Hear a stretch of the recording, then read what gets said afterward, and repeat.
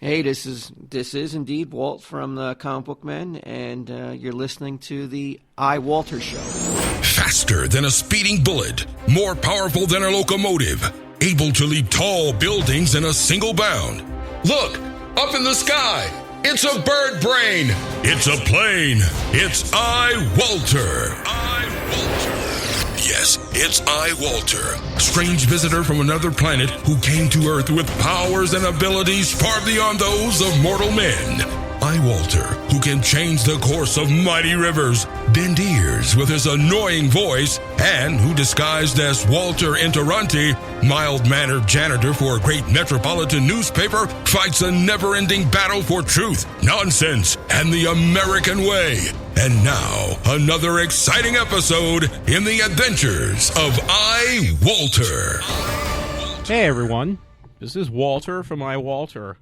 I'm just trying to adjust myself right now, my setup. It's been a hectic day. I'll tell you, I've been off for a couple days. I even got something to drink in case I have any problems. It is now Wednesday, February 17th, 2016.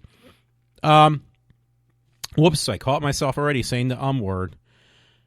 You know, it was kind of interesting. I didn't even know this existed because my cable is stuck underneath my freaking chair. I can't believe that right off the bat.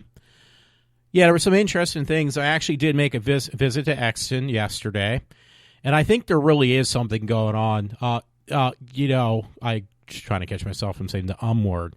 Let me just turn off my speaker. Yeah, it is off. I don't want that on there. I actually had to just renew my Rush Limbaugh account for another year. I didn't realize. I was like, well, I must have paid for a 2-year installment. I guess I didn't, so I just renewed it now. And I almost called myself again.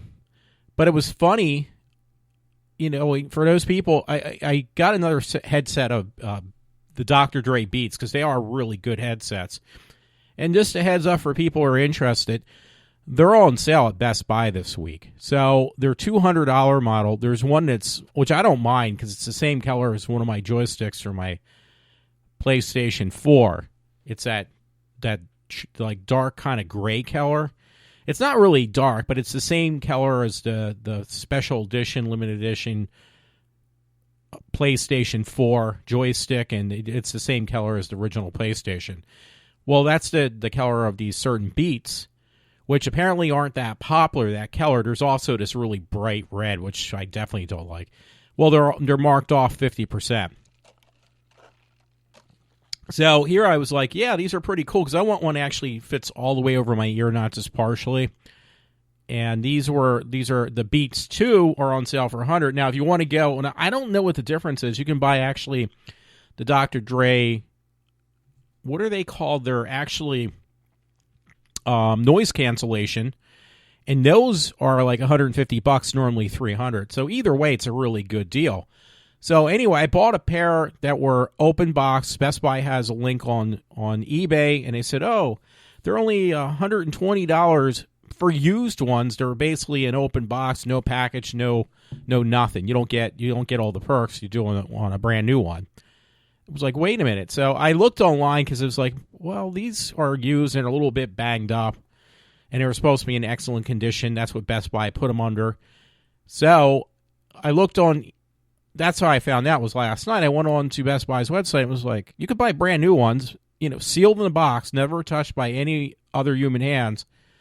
And they were cheaper than these ones they're trying to say, oh, they're in excellent condition, but they're used.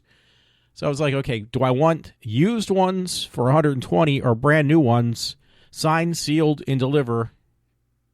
I'm trying to make a joke out of that. But they were. And they were $20 cheaper. Now, get this. I also got a coupon from Best Buy. They send me coupons every once in a while. They sent me one for $10. They sent me one for $5 before. They sent me another $5 coupon for some reason. I was like, I'm using that, so paid for the taxes. I got it for $100 even. So now if I ever actually have a guest on, and I don't forget to bring my Y connector for my amp here that I'm using, I will certainly now have 2 pair of headsets that are really good.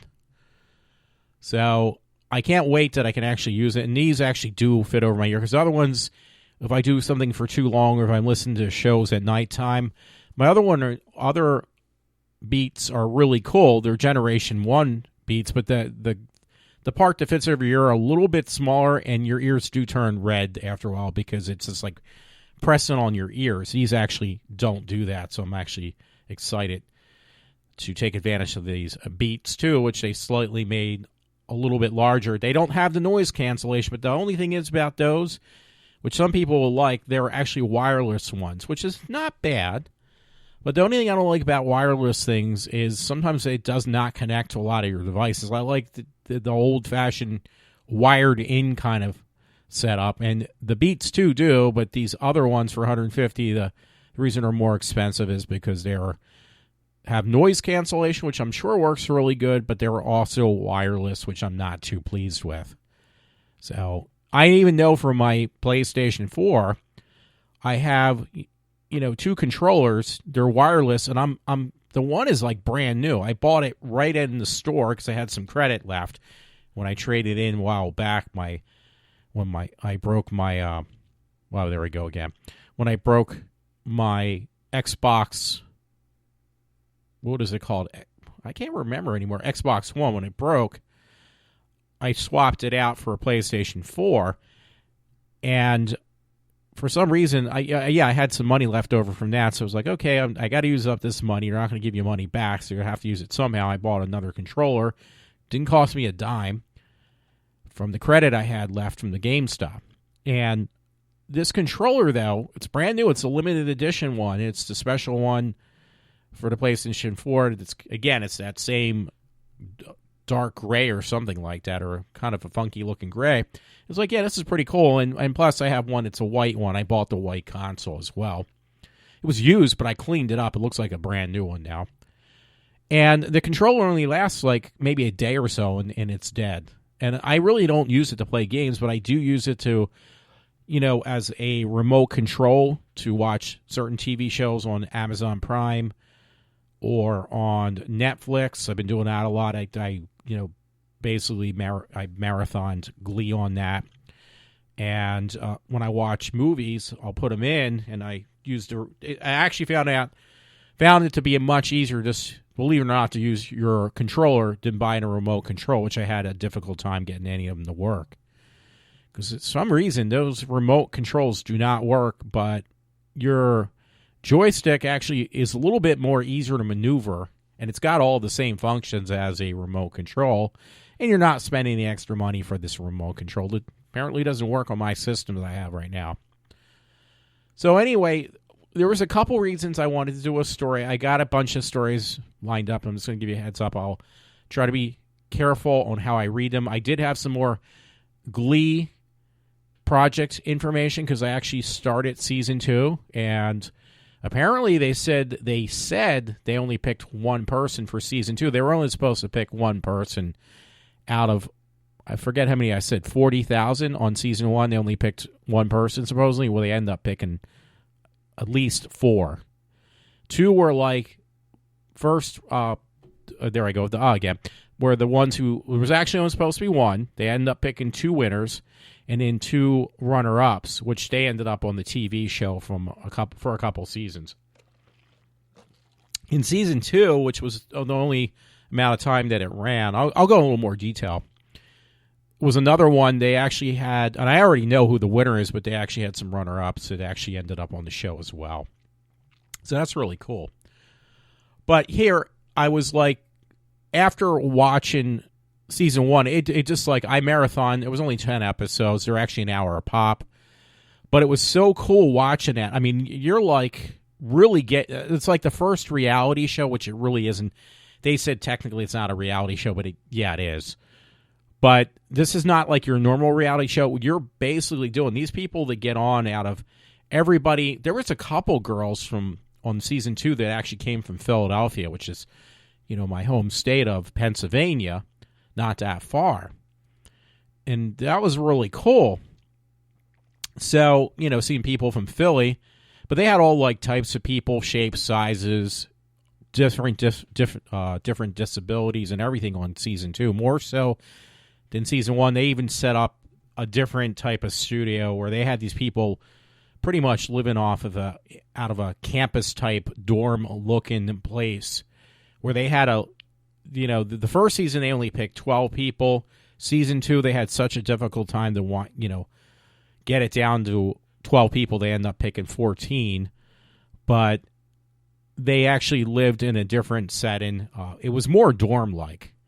So that's got to be intense, too. You're living with these people in co-ed type situation you would see on a college campus for a whole year for this show. And it's got to be pretty difficult. Well, not even a year, but it's around that. So anyway, it was like, yeah, after watching season 1, I couldn't get enough of it. I was like watching one show after another, after another, after another.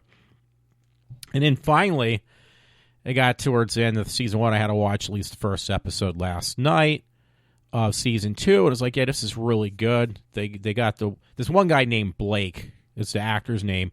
He's married to that Melissa girl who plays Supergirl. I didn't realize I wasn't sure. I might have mentioned it.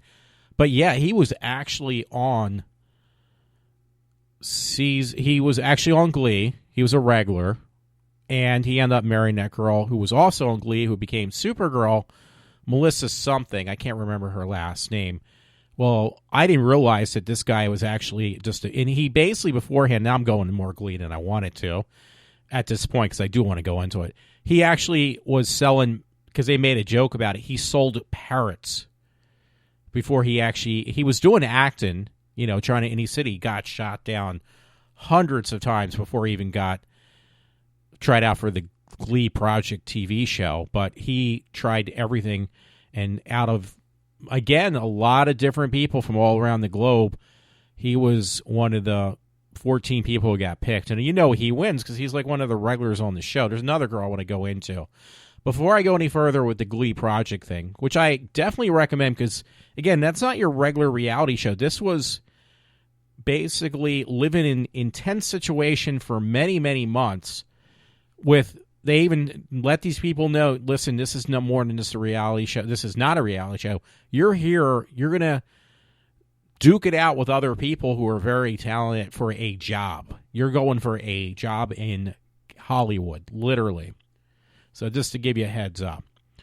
So anyway, after watching season 1, it was like, yeah, I got to write. So I did look for it. I found the phone numbers for the director and the producer of the TV show Glee / American Horror Story / Scream Queens. And it was like, I got to call these people, or I got to email. I don't like calling people because these people are really, like, the last thing I'm going to hear is some person calling and say, yeah, your show is really good. You should reconsider re-establishing a TV show. I think you made a mistake by letting it cancel out because this show could go on forever on the part of just the show Glee, because there's so many talented people out in the real world. I mean, thousands of people. I mean, there would be no end to this show. And when they had taken it on tour with the original cast and crew, I went and seen that back in 2011. That was the most, I think, incredible and intense concert I've ever seen. I really enjoyed it. I actually bought 2 tickets. I had to buy them because they sold out so quickly. I had to end up going through some scalper online, which, when these ticket agencies, I call it scalper, it really wasn't, and bought 2 tickets because he couldn't buy just one because I wanted a particular seat. And I ended up selling one online to some guy, and he says, I didn't realize how good my seats were. That's a different story. But again, I just kind of wanted to tell these guys, listen, you really should reconsider, because I'm not really a big fan of American Horror Story. It's not as great as Glee was, and Scream Queens was just horrendous. So I just kind of try to find an email for this director and producer. I have them on my Twitter account. That's what made me go on there initially. Just to let these guys know, you kind of ended it, but you didn't really need to. There was so much more you could do with these 2 shows. Now, apparently, Glee Project didn't do that well, but you know what? People like me who enjoyed the show, the television show, didn't even know about. Honestly, we did not know that. I didn't know that there was more to it, like with the Glee Project. It was not really advertised, as far as I know. It wasn't advertised at all. And it was on Oxygen, which was a different, I think it's owned by the same network, but it was, if I knew about Glee Project, I probably would have watched it from day one. And not knowing about it, obviously, I did not watch it at all until now. So I know apparently Twitter, I'm not a big fan of it personally. I like Facebook better, but Twitter, apparently Rush Limbaugh said they're going to change certain things. They're going to make it that you can add more than so many characters because they have it limited. They might make it unlimited at some point. And that might change the whole atmosphere of your Twitter account because, people will be able to put large things on and kind of, because the whole thing about Twitter is you basically make short comments that are no more than a few words. I don't personally like it, but apparently other people don't, and they might change that, but it's going to change the whole outlook of what it looks like. So anyway, I went on there, and I figured, most of these people in Hollywood, they use Twitter more than they use Facebook. Rush Limbaugh actually uses Facebook. He's not a big fan of Twitter, but I think he has both. So that being said, I figured, hey, this is, I'll look these guys up, just let them know, hey, I kind of just went through a marathon. I watched all the shows because I didn't watch them initially. I only watched like the first 2 seasons of Glee because it was just broken up all the time with breaks because the show was so popular they could do it.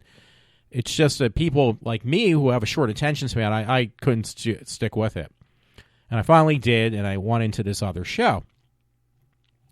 So I went on Twitter. I actually did tweet both these guys. I signed up and said, listen, I'm not going to answer back. But again, most of these directors, celebrities, Hollywood people, they actually live on Twitter more so than anything else. I remember when I went to a comic convention with some actress, she was tweeting the whole freaking time of her, trying to sign autographs and stuff. Like her head was buried in her phone, just tweeting back and forth to people. So yeah, they do check that out. A lot of these celebrities, they think Twitter is like, it's like the thing to have, the thing to do. I don't understand it. And Rush Limbaugh said the kind of the same thing. He just doesn't understand the whole concept, why Twitter is so popular. So anyway, I went on there, I tweeted these guys, and I looked and was like, okay, there's something new that I never noticed before. Maybe it was always there. I just haven't checked it. And it gives you pretty much how much traffic is going through your Twitter page, your personal Twitter page. And I thought it was like, well, this can't be just me because the number was really high for me. I normally get like maybe a half a dozen people if I'm lucky, even on my podcast, which they get.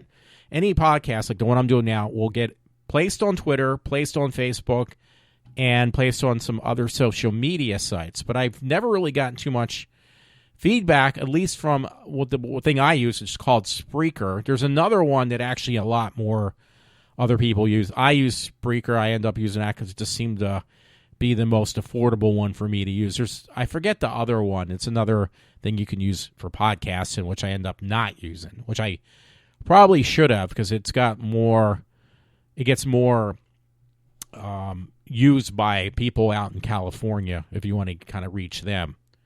So anyway, I'm like on Twitter, and I know all my podcasts go there. Everyone since I've started almost is on Twitter, and it's definitely on Facebook once I'm done and put it up. So it says tweet activity for my account. It was like, wow, this is really weird because I never saw this before. I never had taken notice. It says your tweets earned you 5.7K impressions over a 28-day period. So that's a lot. That's literally almost close to 6,000 impressions I made on, and they did give you the breakdown of what people really liked what I put up. Most of it's just basically articles I put up, which I end up then using them for my TV show, for my radio show. But you got to remember, it also incorporates my podcast. Even though they're not showing, doesn't mean that that's not the reason. But yeah, almost 6,000, 5.7K, almost over. Well, it's definitely over 5,000. There's my again. Between, it says my top tweets and replies promoted in tweets. But yeah, it's close, and this was in the last 28 days. And that was like, wow, I didn't think that I had that much activity on my Twitter page. I don't really never paid much mind to it, but I am now. So that was like something I really had to, I kind of mentioned to a friend. He just kind of blew it off. He blew everything off, I said, for the last couple of weeks. So it's nothing new. But the fact that I'm making that much of an impression again on people, and people are actually sharing my stuff or they like what I have to post, that's like, wow, I didn't think Twitter was that powerful. I know a lot of people really go by that. And most of the stuff I put up is some form of entertainment. So, again, I think even with my podcasts that get put up on Twitter every time I put one, do a podcast, I don't think it's even touching upon those. So that was like really cool. So anyway, I do got a bunch of stories I had posted. I'm going to try to kind of gloss through those because I think I do best when I don't do shows that are a couple hours long. Sometimes most of them are, but it's best when I keep them under a certain amount of time and try not to get too deep into them. So anyway, I started season 2. I'm going to start when I'm done. I have a doctor's appointment tomorrow afternoon, so I got to make sure I'm not up all night like I was. I'm going back into slowly bad habits. Hey, another thing, before I even get into this Glee thing again, I did go over to the Exton Mall, and I've kind of noticed I got the cold shoulder, and I haven't been over there in weeks, probably almost a month or so. And we had a break in the weather, so I figured I'm just going to check out the mall. And I got some strange looks from security people. I was just walking around trying to get an idea. I was trying to get some exercise from being stuck in the house and really not getting out and didn't see what's going on with mall brats. So I go over there, and now they have it completely where they're supposed to be shooting the comic book scene in the Exton Mall is completely tarped off. And I kind of peeked in there, and I could tell behind these tarps, they were actually working and they were doing something. Now, I'm not saying Kevin Smith was there or anybody from the group, but, you got to remember, when they do any type of stage setup or they're going to do any pre-production work, you really don't need the producer there. He'll just kind of give you an outline, okay, this is what I need done, and he can do that from California. He doesn't need to be there. And I think that's what's going on right now. This is just my guess, because it didn't dawn on me until I left. I talked to this one girl who, from Hot Topic, she kind of knows what's going on. She's a manager of the Hot Topic, and she's always there, and she's really talkative. You can't get her to be quiet. Oh, sorry, I just hit my mic. And it was like, okay, this is really cool. So she was talking to some woman. She was talking for a long time, and then she just kind of gave me the cold shoulder. She said, oh, hey, what's going on? And she pretended like she didn't know me. And I said, well, actually, I have a question. She said, oh, yeah, about Kevin Smith's film. Oh, I don't know what's going on. And then she kind of left the store. She, literally left the store and left this guy that she works with in charge. And she didn't come back, and I don't think she was coming back until after I left. So it was like, okay, this is a little weird. She is like Miss Gossip Queen, this girl that's a manager in the Hot Topic. She seems to know everything that's going on, and then all of a sudden she said, oh, yeah, I don't think there was anything going on with the movie. I have no clue what's going on. And she knows everybody in the mall, so she knows, in this mall office, she knows what's going on. And I kind of got the same cold shoulder when I talked to Walt Flanagan and Mike from, Comic Book Men, because they're going to be in the movie. There's no doubt about it. So all of a sudden, everybody playing, ultimately, I have no clue what you're talking about and acting really stupid. And it's like, you kind of fooled me for a few minutes. And it was like, wait a minute. And then they got these tarps, and I could see people moving and doing some construction, which could very well mean that they're opening up another department store where this place has been empty for who knows how long. Next in Mall was like a Penny's or something. It's been empty for a long time. And, yeah, they will put tarps up for that because you don't want people to, get the workers to get distracted by people. If that's what they're doing, setting up for a new store. But it's in the middle of winter. It's not like a Christmas season. It's not for Easter. It's just kind of suspicious to me. And I just can't figure out what's going on. And it was like, it wasn't until I got home. It was like, wait a minute.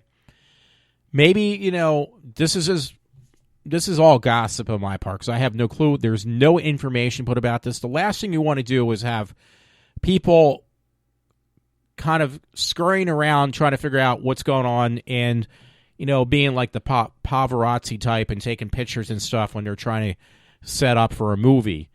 So, and they got that completely that you can't look inside. It's like dark tarp around, well, not dark, but you can't see through. You can almost make out imagery through these tarps around where they're doing work right now. And it seems to me it's very, very hush-hush. Now, this store that, again, it must have been a Penny's or something like that, maybe a Macy's, I have no clue. Could be, maybe even a Boscov's. It was something like that. I don't know. There is a Boscov's there in this Exton Mall. My guess is Kevin Smith, if they are going to be shooting there, he might have already told them, okay, this is what I need done. You know, we're going to be doing a comic book convention in this store. Probably most of the movie may even be shot in that location, you know, and the people who would do it would have to be union member people for, you know, electricians and people who do the material, to set up props and stuff. They're all union people. And I could hear noise, I could see people scurrying around and cleaning up and setting things up. They could very well be setting up the props for the film. They don't want people to scurry around and cause more havoc because they're actually working during the day hours, because they'd have to pay them more money because they are union members if they work second shift or overnight. Now, the filming's different. That would be a different set of actors that were under a different union, and their contract would be different than actual physical people who set up props and stuff like that. So I didn't realize that until I left. It's like, wait a minute, this is like really suspicious. Everybody all of a sudden is tight-lipped, cold shoulder. Like, how can we get rid of this guy when they were being extremely friendly before? And the tarps around the place, it just all kind of like came together when I left. It's like, I think they're actually setting up now. They are supposed to be shooting within the next month or so. They were supposed to be shooting in January, which they did not.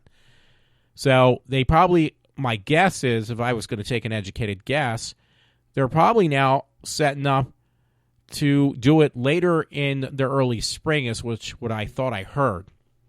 So you don't need Kevin Smith in there right now. If he has like blueprints or ideas sketched out, storyboards, because I caught Walt Flanagan when I was down there interviewing him. I asked him, I said, oh, because I know what storyboards look like. I said, oh, are you doing storyboards? And he said, oh, yeah. And I said, was this for some type of movie? And he says, no, I'm just doing this for myself. It's like, I've never heard of people making storyboards.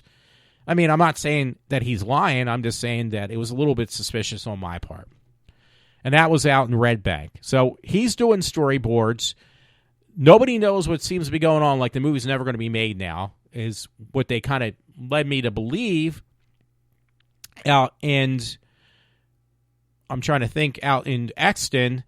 And anytime I bring up a question about the film, everybody got like, well, I have no clue what you're talking about. It's like, well, it was written on the news. You're going to be shooting in Exton. I live not that far. I live like a half an hour away from Exton Mall. It's not that far for me to go at least once a week and check it out. And the fact that people now are all of a sudden became tight-lipped, it's a little bit strange. And then the curtains and everything else at that place, or whatever you want to call them, these tarps, that you can't look in, and there's people working within a place. And now, if they were putting in, honestly, if they're putting in a new department store, that would hit the news. But like, okay, I'm sorry, I know I said it again. But yeah, where Penny's was, there is going to be a new store in there. There's no information about that. So why are they working in a place where there's nothing going in there, unless if they are getting, you know, the production started for the movie? That's my guess. And it's just, it's not that hard. I mean, I'm probably grasping at straws. I understand that, but I think I'm probably pretty close. Is this going to help me at all? Probably not, but you know what? I'm just like now digging for stories, because I got to decide what I want to do. I didn't pull anything up about this. I mentioned this the other day, but there's going to be this comic book convention down the road from where I live. It's not really a comic book convention, even though it's considered that, because there's other science fiction and shows for kids, whatever, down in Oaks, where I live. And I mentioned this the other day. The actor who played Barry Allen / or AKA the Flash on the 80s show is going to be down there. And I wanted to mention this to a friend. I'm going to try this, because this is not far from home for me to bring my podcast equipment down there. It only is 15 minutes from the house. It's not that I need to keep it. I can keep it in the car. But I would really like to try to do an interview, at least with that actor who played Barry Allen, if I can. from the 80s show. I forget his name right now because I mentioned it the other day. Because that's what I'm looking for. I'm looking for digging for stories and just trying to get my feet wet. And what I really like doing besides that, if I can get as a backdrop person, as an extra, I'll do that. I don't really care. If it just means me just doing it and not getting paid, I don't really care. You got to start somewhere. And I really should have pushed that when I was in New York, because I could have really gotten a lot further if I was persistent back then like I am now. Part of it is because I just have all this time on my hands. I can do this stupid crap. So anyway, I'm starting to watch, like I said, season 2 of... It was on a couple years ago. I think it was like 4 years ago. Well, it ended 4 years ago. It was that show called Glee Project, and watching it, unfortunately, the quality is really bad, not that great. It looks great on the laptop, but I'm feeding it through a HDMI cable to my TV set, and I finally just got this cable, by the way, that I can hook up to play it through my stereo now for my laptop, so that's going to be better now.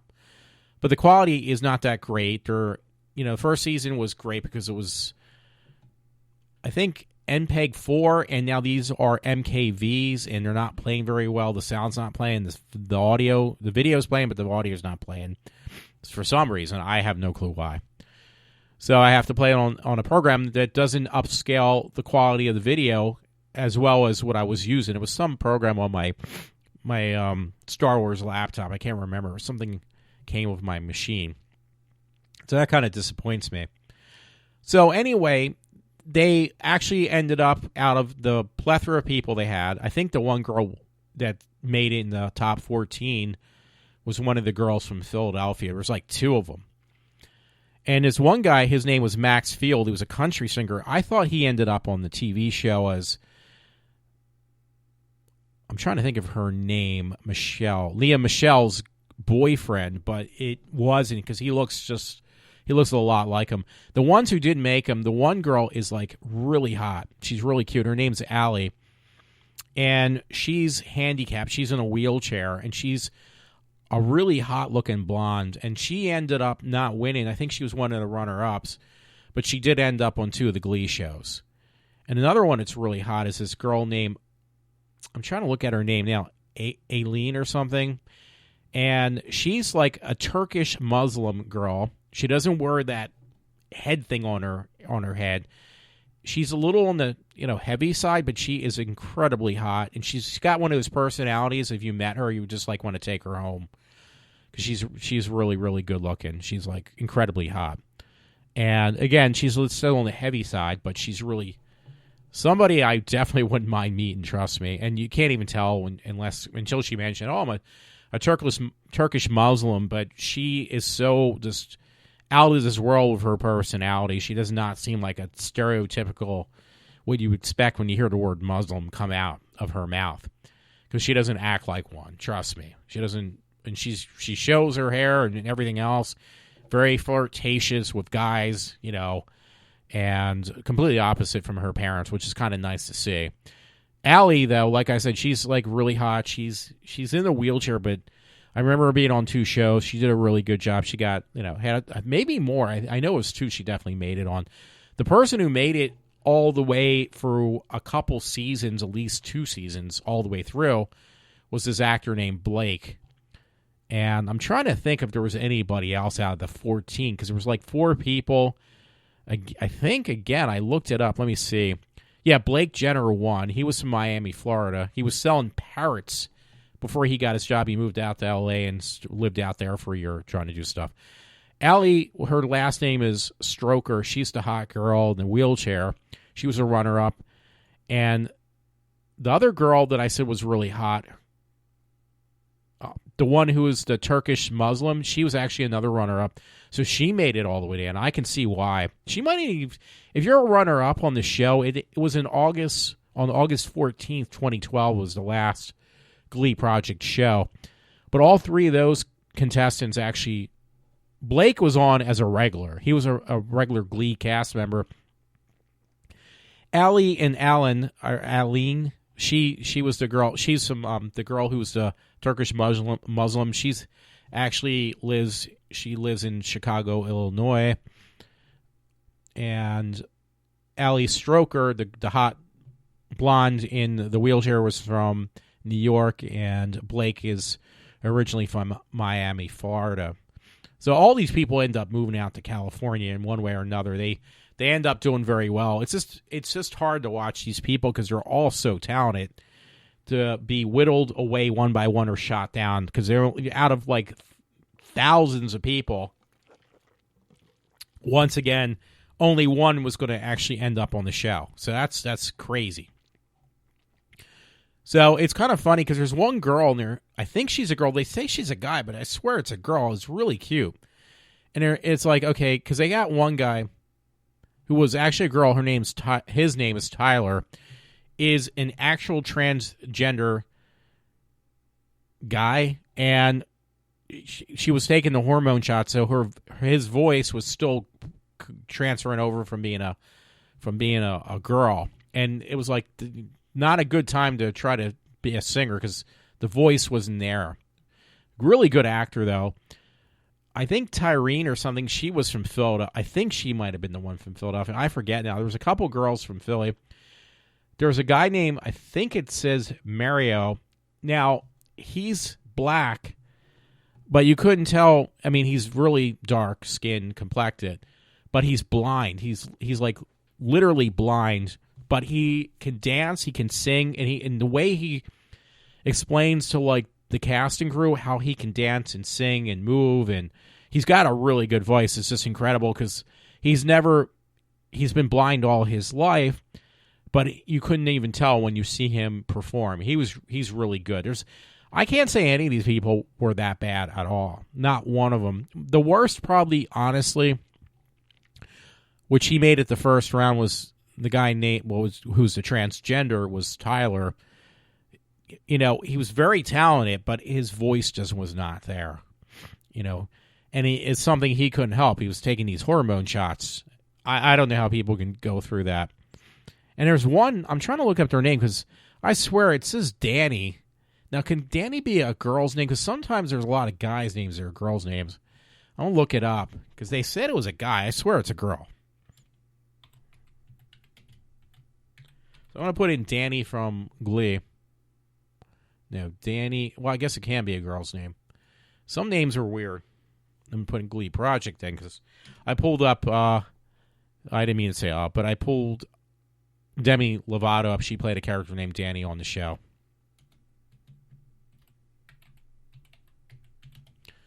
I hope it pulls it up because they say it's a guy, but I don't know. Danny Shea. It's like one of those things. Danny Shea was a contender on the second season of Glee Project. No, it is a girl. She's really cute. She's like adorable. So I'm like, oh my God, this looks like a girl, sounds like a girl. And I thought they said it was a guy. I was like, no way, she's cute. It doesn't look like a guy to me at all. She was eliminated in the second episode. Oh, great. I already ruined it for myself. She looks like a boy, but is a female. Yeah, she looks like a girl. Danny's like 20. She's 23 years old. But she wears her hair like a boy, and she sounds like a girl. She carries herself like a girl. She just has the really short hair. I mean, she's really cute. Extremely cute. And again, she's 23, so don't worry, she's legal. You know, apparently now if you're under 60, for me, it's statutory rape if I say, oh, hey, that girl looks really hot. She's like 59 and a half. Oh, well, that's statutory rape.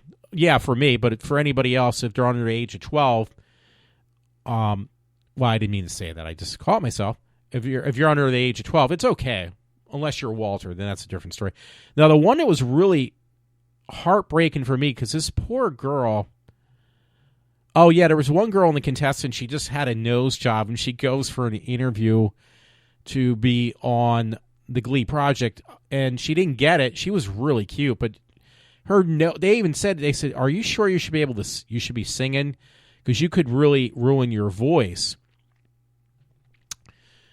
You could ruin your nose because you just basically had nose surgery, plastic surgery on your nose and you're trying to go for a Glee Projects thing.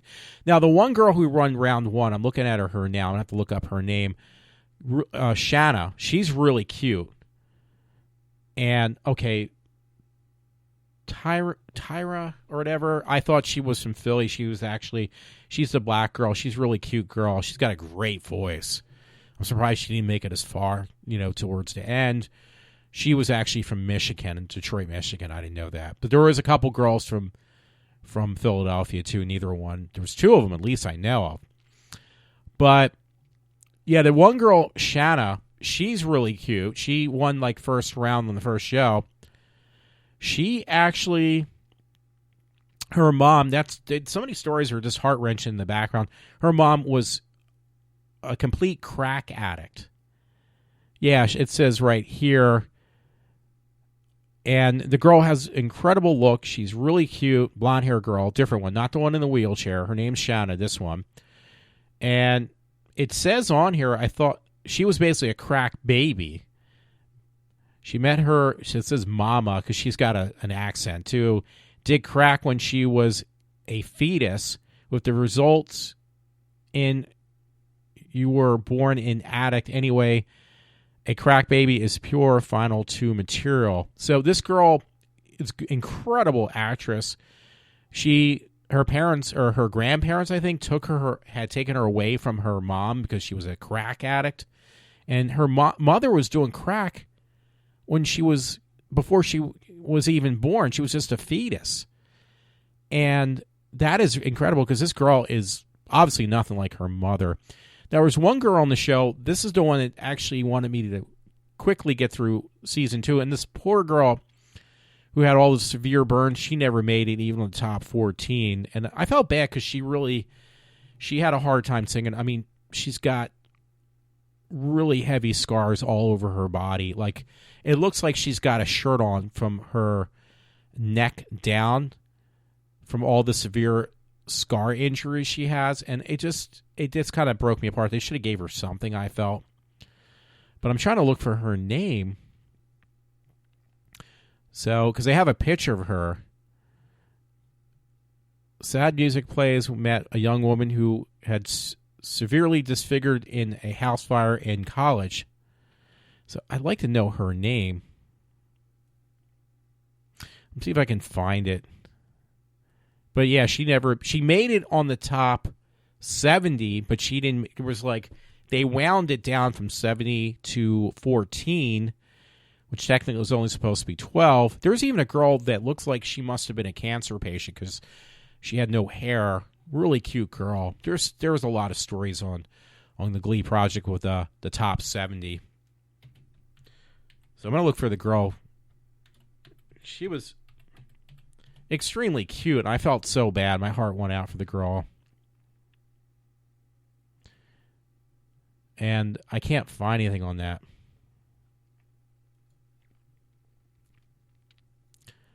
Yeah, I wish I could find... Yeah, if I could find her name, I'd try to see if I can add her just to see. Because she made the top 70, though. The girl with the severe disfigured scars on her body. I felt really bad. It was I thought they would kind of give her a break, but this show is all about, I guess, unfortunately, making sure these people, yeah, it shows Shanna, but I'm looking for the girl.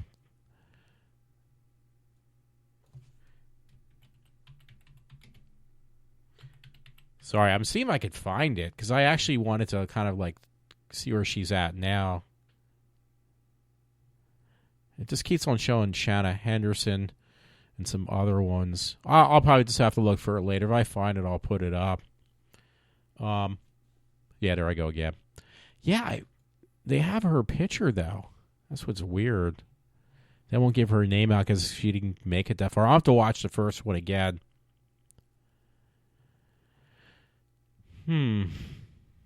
Oh, yeah, there was a guy that was on the show. I don't think he made it either. I don't think. I'll have to continue watching it. He was bisexual, and he ran away from home when he was only 16. He's been on his own ever since. He never looked back. So, but the girl with the severe injuries to her body, I felt, again, it looks like she has a shirt on underneath her shirt, because her whole entire body, her chest down, was completely burnt and has scars.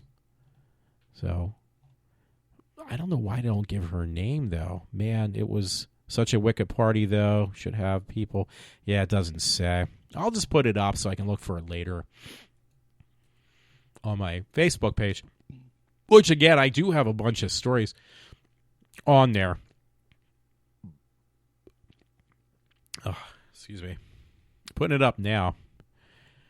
I'm looking at my Facebook page, by the way, and it says, it's funny, I didn't realize it was that long ago, I guess. Fright Site, this time last year, Fright Site, Blairstown, New Jersey, Friday the 13th, iHorror. That's hard to believe. It was exactly 1 year ago I went to that. I tell you, time really does fly. I mean, there's no other way to put it. Oh, wow, I was going to read this story, but this is going to be kind of going backwards.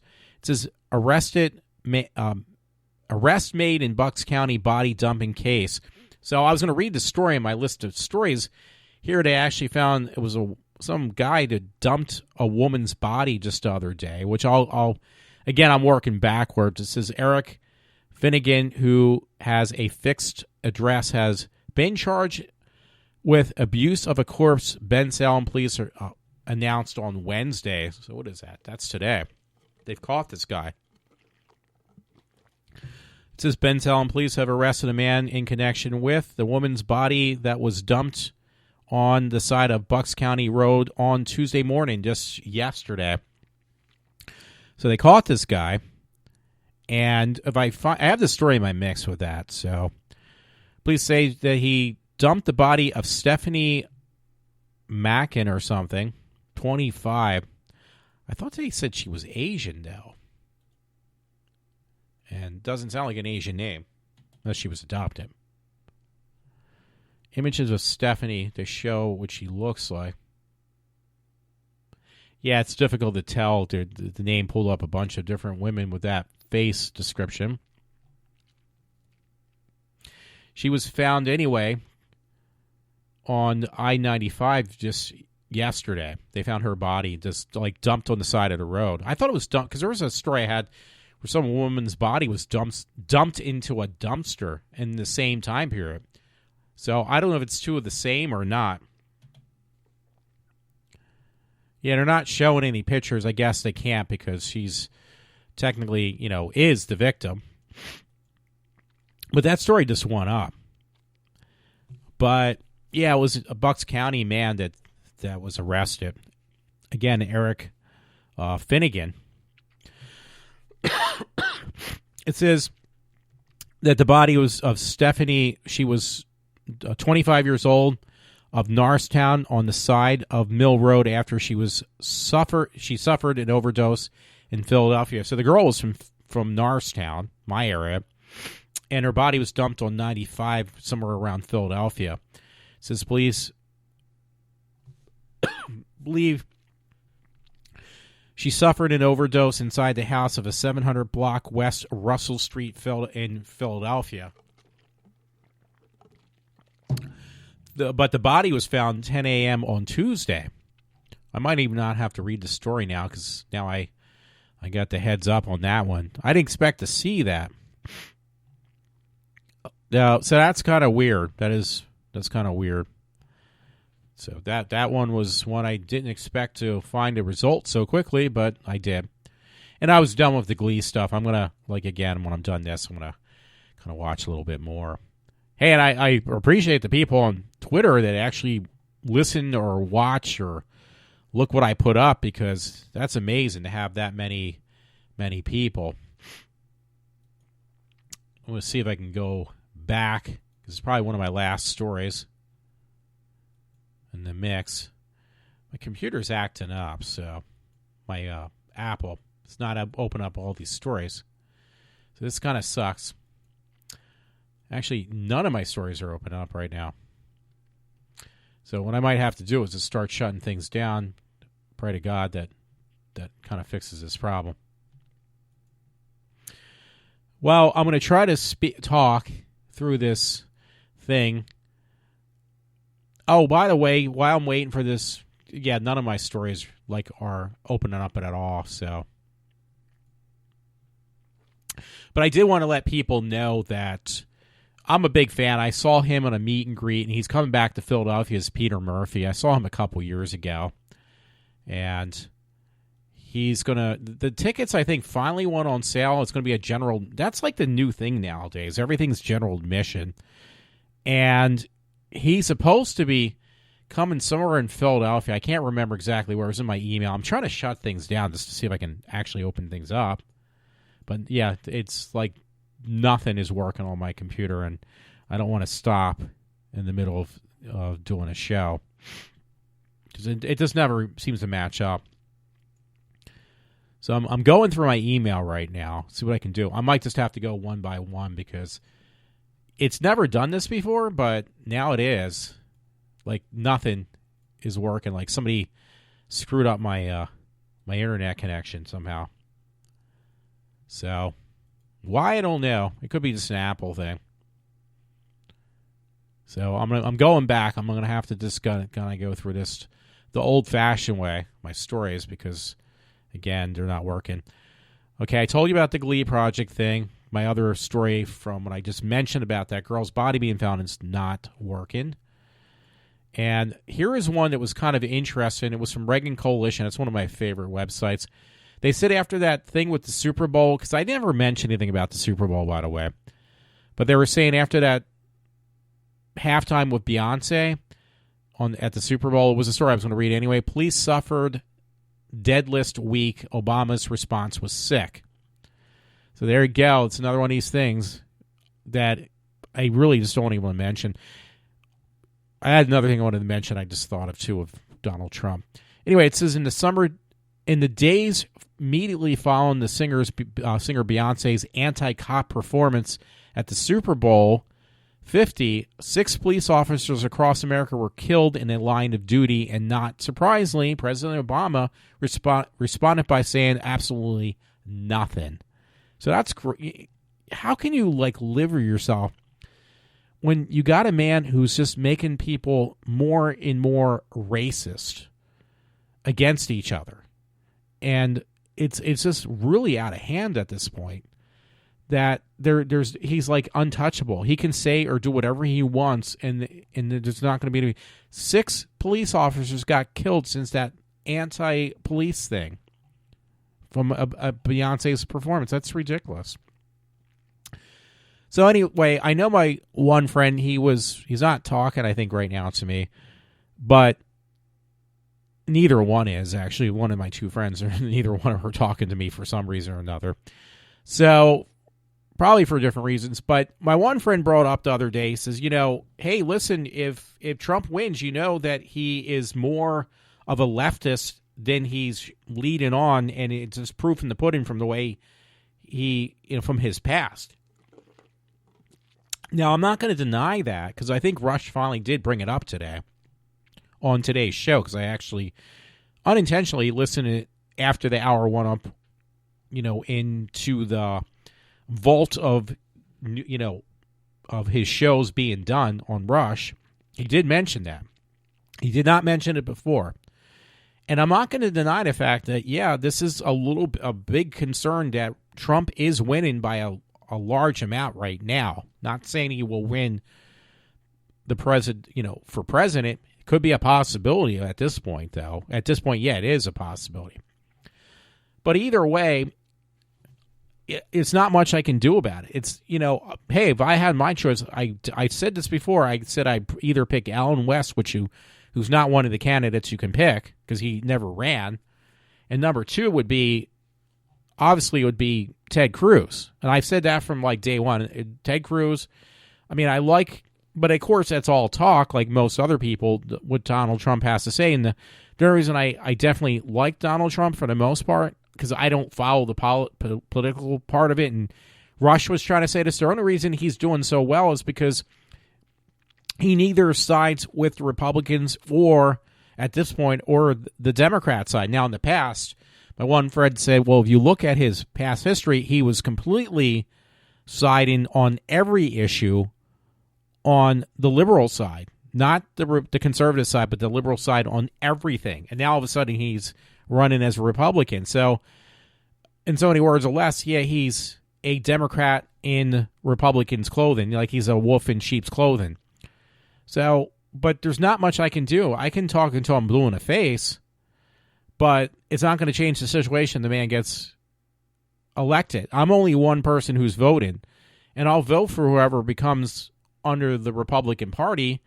But because that's what I believe in, but it's by yelling at me, and not saying that my friend is, but yelling at me or trying to say, well, you know who you're voting for is definitely a radical leftist.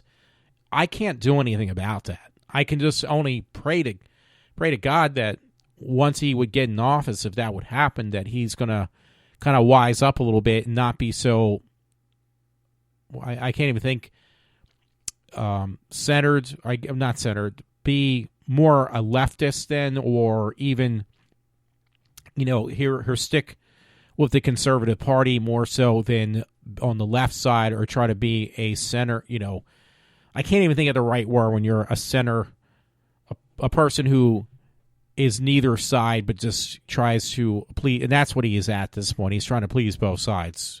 Trump, it seems like for the most part, is for himself on everything. That could be a good thing too. So anyway, when we read some of these stories, they're finally starting to open up. I don't know what was going on, but here's a story.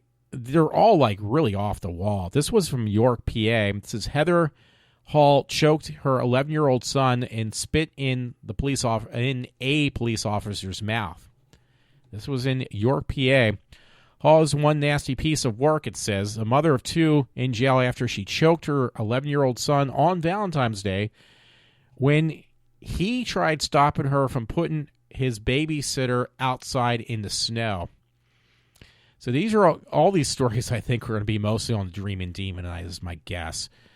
So I'm not going to go all the way. According to the charging documents, Hall told her son she no longer wanted his 2-year-old sister and threatened to put her outside in the freezing temperatures. When her son blocked a hallway to stop her, she allegedly grabbed him by the throat and he couldn't breathe. So I'm not going to read any more. These stories are just so wacky, though. There's a couple stories where on Valentine's that people were responsible for homicide. So I should have done that, because now I can't get any of these other stories. Once again, they don't open up. So I'm going to try to go back and see. I might just have to open up something else. New window. Yeah, normally it never does this. Of course, when I try to do a show, this is going to happen all the time. Okay. Yeah, there I go with the again. Hey, this was an interesting story. This is one that was on my mix that I was trying to open it up. I might just have to close everything out and just start from, which I don't want to do. I might even not even be able to open the stories. They're not even opening up. It says Saturday Live, there's a story. It says there was a petition to get Deadpool on SNL. Well, I guess after making $300 million, I apologize. Yeah, he's like the top notch as Ryan Reynolds. It says not that you can sign it right now, but since the server seems to have crashed, but somebody has created a change.org petition to have Deadpool star Ryan Reynolds host Saturday Night Live. So I'm not the only one having problems. This article is from the other day, I think. 17th, actually today. Yeah, they said their server crashed when they tried to do a change.org petition to get Ryan Reynolds on for Saturday Night Live. That's pretty funny. So I'm not the only one with problems on my server, so to speak. Okay, yeah, it's still not working. So I'll just have to do these manually, step by step, and just kind of remember which stories I have. It is kind of funny. A friend always makes jokes about Canadians. We kind of do it off, not mean anything by it. And since my stories are not opening up, let me just shut down and try to reboot everything. I didn't want to do this. Yeah, I'm going to have to shut the whole freaking thing down. Alrighty. I did. So hopefully that helps. And it does not make for a good show because I had everything show prepped. Now I don't. But it was a story from Breaking Coalition again. Canadian soldier kicked off a base so refugees can move into their homes. It's no joke. Sorry, I have to put my headset back on. Canada, apologize about that, is moving their troops off the military base to make room for refugees. Isn't that crazy? I should have really read this at first. The Canadian Force Base Kingston troops are being told to move out so the government can house thousands of Middle Eastern refugees. So even Canada's fallen for that stupid thing. Now, here's another story, by the way. It was on Daily Mail. So they're not all from where I thought they were. Not from the same source as I thought they might have been. So anyway, this one is pretty, if you're a dog lover, you're not going to like this. I'll let you know right now. Dog is crucified as cruel mob laughs and throws cigarettes at this dog. And horrible footage, which was promoted, calls for the FBI to find men who filmed it. Now, the thing was, in the background on this video, they're playing like that Muslim type music. Now, they're saying, my guess is they call the FBI, and that's U.S. And they were playing that Muslim type music in the background. You hear from those ISIS people. And they're torturing a dog. They tied it up, like crucified this dog. Horrific footage shows a dog being tied up while objects are thrown at it. It is shacked in the crucifixion position with the front legs spread eagled. The dog's cruel captors laugh as they throw shoes and flip-flops at it. It says it can be heard crying out while trying to protect its face from the missiles. Basically, things being thrown at this dog. They literally tortured this dog. They put this dog in a crucifixion, tied its arms up in the crucifixion position, and they were throwing things until the dog would die. And again, you can hear this music in the backdrop being played. It's like the same kind of music you hear from these ISIS videos. So you know what that means. And my guess was it was somewhere in the U.S. So it's pretty sad, actually, to say the least. I'm not even trying to laugh. It's not funny at all. Oh, they said they threw lit cigarettes at the dog, too. So, but these are the people. They're probably, I'm sure, more of these groups of these refugees that we have to take in. It's our obligation to take these people in because they're so pathetically helpless. But if I'm right, it's all right for them to torture women and animals and other people. That's quite all right because, all the above deserve being treated like pieces of crap because we got to do the right thing by taking them in. I'm not saying this is the case, but it would kind of indicate to me that's probably what it is, what it means. Okay, so I'm going through these stories. There was one on supergirltv.com I was going to read. Finally, wow, because there was no episode on this past week. We are what we've been waiting for a while now. It seems like they're showing like some teasers of the next episode 14 of Supergirl. That girl that was on Glee I was mentioning, her name is Melissa. It looks like Bennis or something. I can never say her last name. It's not really important anyway. I didn't mean to say that. But yeah, if you want any teasers, I do have them on my Facebook page, and it's basically any type of what's coming up, and it just says episode 14 trailer emerges. So if you want to see what's coming on next week on Supergirl, the next episode is coming up, though. Very cool. Another story from the Daily Mail I found was on a poor dolphin that was manhandled so much that it actually ended up dying. It says, because I know people like dolphins. Young dolphin dies when it is carried onto the beach for people to stroke and take photographs in Argentina, then dumped on the sand when they had their fun. The dolphin was found on the beach before dying of suspended dehydration. It says La Plata dolphin can live to 20 years, but dehydrates quickly out of the water. See, they are mammals, but they do need the water to survive. There are only around 30,000 examples thought to be left in the world, so I did not say the name of this particular dolphin. It's a special dolphin. There's only so many left before they're completely extincted, and now there's one less of those. Dozens of people crowded around the stroke this Argentine beach resort. So this particular dolphin, it was a kind of almost on the line of an endangered species dolphin, so people figured they could manhandle it, left it out basically to dehydrate and die in the sand where it was left. And the poor thing is, you could tell it was dead because it was white as a ghost when it dehydrated. So here is something I found from the Morning Call, and it says Tony Luke's cheesesteak abruptly closed its doors in downtown Allentown today, making it the fourth business in the city's, it says like Berglund neighborhood improvement zone shut down in the past 2 months. So I guess it didn't survive. But is it because of too much theft? Tony's Luke's Steakhouse abruptly closed its doors in downtown Allentown today. That was, yes, today. Making it the fourth business. But I'm trying to figure out why improvement zone to be shut down in the past 2 months. A lot of businesses are being closed down in Allentown. It says the closing, a little over a year after the franchise brought its Philadelphia-style offering to Hamilton Street, marks a bumpy ride for the downtown in transition.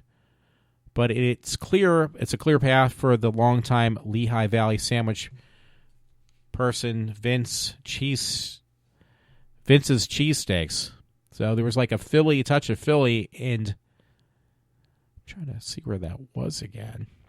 But it got shut down after a little over a year. Usually most businesses, they don't make it past the first year. That's kind of the kiss of death is your first year. It says that this shutdown for this Philly-styled steak place called Tony Luke's in Allentown, it was in Allentown, is following the shutdown of a place, American Airlines and Pop Mart last month.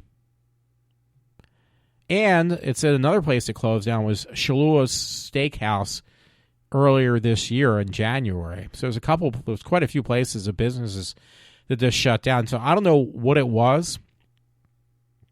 You can look at this story if you're interested.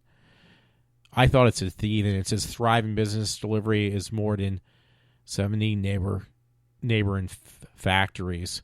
So I would assume that since it's in Allentown, probably it's just a very difficult time for any new business to actually survive, is my guess.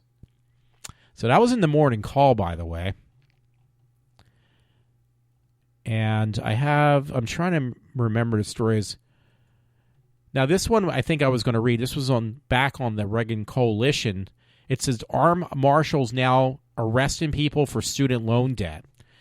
So I remember Rush talking about this a little bit, that these people that are going to college, this younger generation of millennials are going to college, and all they're getting from leaving college is major debt and no jobs.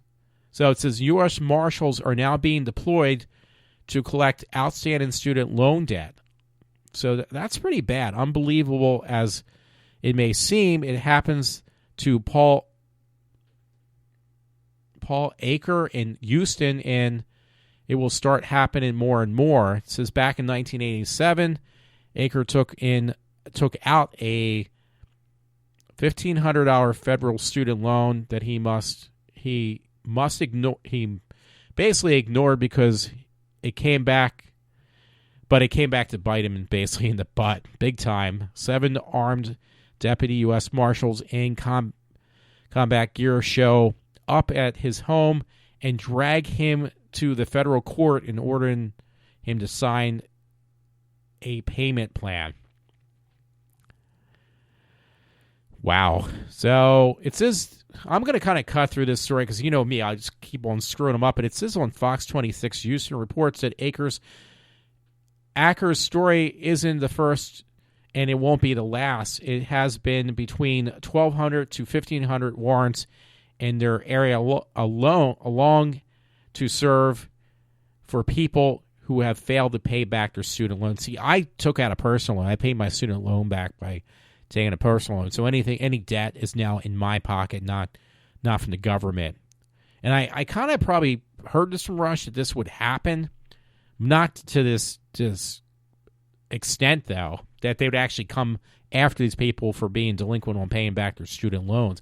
And you know what that's all about? It's just because we have no income. We're in such financial debt. It's like doubled our deficit since Obama's been in office. It's doubled since Bush was in office. It says the average student loan debt from 2015 graduates is about $35,000. It's estimated that 651,000 student loans are currently in default, meaning that they haven't been paid for more than 270 days. So now they're sending these sheriff deputies out to collect on these delinquent paybacks, or U.S. Marshals, I should say. That's pretty scary, actually. So, alrighty, I got one. I don't know if I actually put it in the original mix, but it says computer algorithm. What do you call it? The algorithm or whatever you call it predicts Batman versus Superman only has a 32% chance of being profitable. So that was actually on comicbook.com. There's different comicbook.com sites. One's comicbookmovie.com, but this one's comicbook.com. Researchers at the University of Iowa have a gloom prediction for Warner Brothers using one of those algorithm. I can't even say the word right. System, and I can hear it in my mind. I just can't get it out of my lips. The researchers determined that Batman vs. Superman: Dawn of Justice has only a 32% chance of turning over a profit. Well, probably because that movie was pretty extensively expensive. I mean, look at a movie that didn't cost that much and it made a large profit. Actually, was there I go with the again. Was that movie Deadpool? That movie really turned over a profit. It only cost like $57 million to make, which for these kind of movies, that wasn't that much at all. Trust me, that was like a drop in the bucket. I'm not going to read it, but when I was talking about the Glee stuff, there's this one guy, his name was Maxfield Camp. He's a country singer that ended up on Glee, and he got annihilated the first episode. He got kicked off. He didn't make it. And it was kind of weird because I thought he actually went on to be one of the main characters on the show, and I was obviously wrong.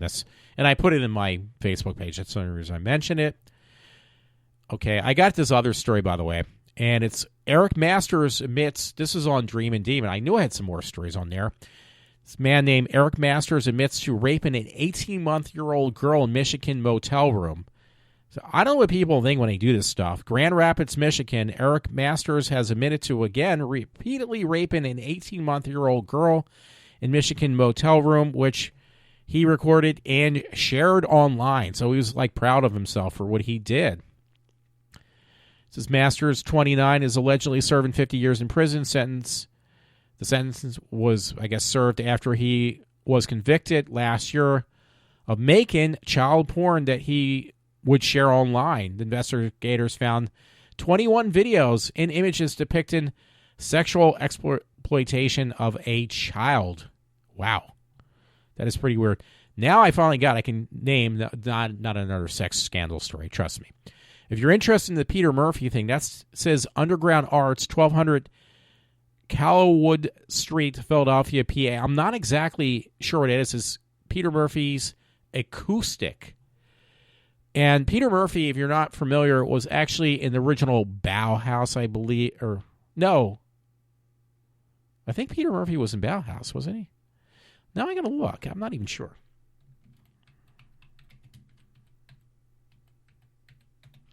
I'm trying to look on some stuff. Yeah, because he was solo for a long, long, long time. Yeah, he was in Bauhaus, I'm pretty sure. He changed so much. He sounds the same. He just looks so incredibly different. Because I know, I just said, So I'm trying to remember, because I swear, though, I was right. He was in Bauhaus, and then in most of it, since then, after Bauhaus, he was from the 80s, because that's where I remember when I first started listening to Peter Murphy. He was a really good-looking guy when he was younger. And I remember him being in Bauhaus, and then he became solo, and I loved his first stuff. He's actually got some really good music still. He's not that old. He looks a lot older than he really is. He's only actually age 58. He looks much, much older. And it's funny, because I have an uncle whose last name's Murphy, but I don't think he's related to Peter Murphy. It would be nice if he was. But yeah, he's actually only 58. He's not that old at all. And he's only like about 10 years older than me, but yeah, he just aged so badly, but his voice is still just really good. It still goes strong.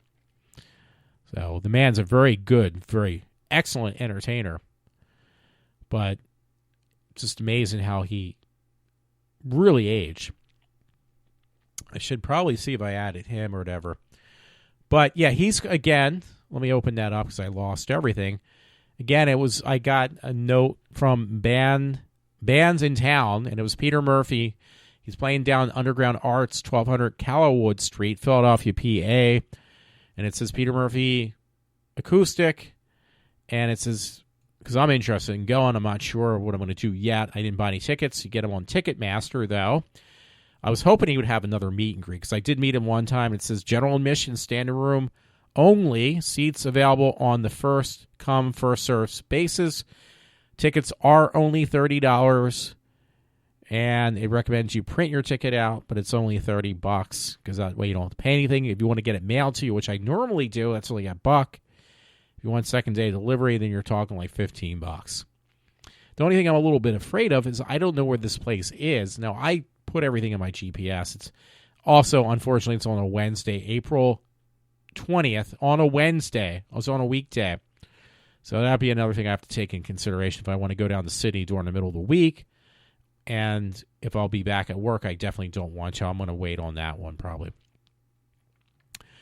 Okay, here's one of my gruesome stories. I got her in line, actually, if that's good.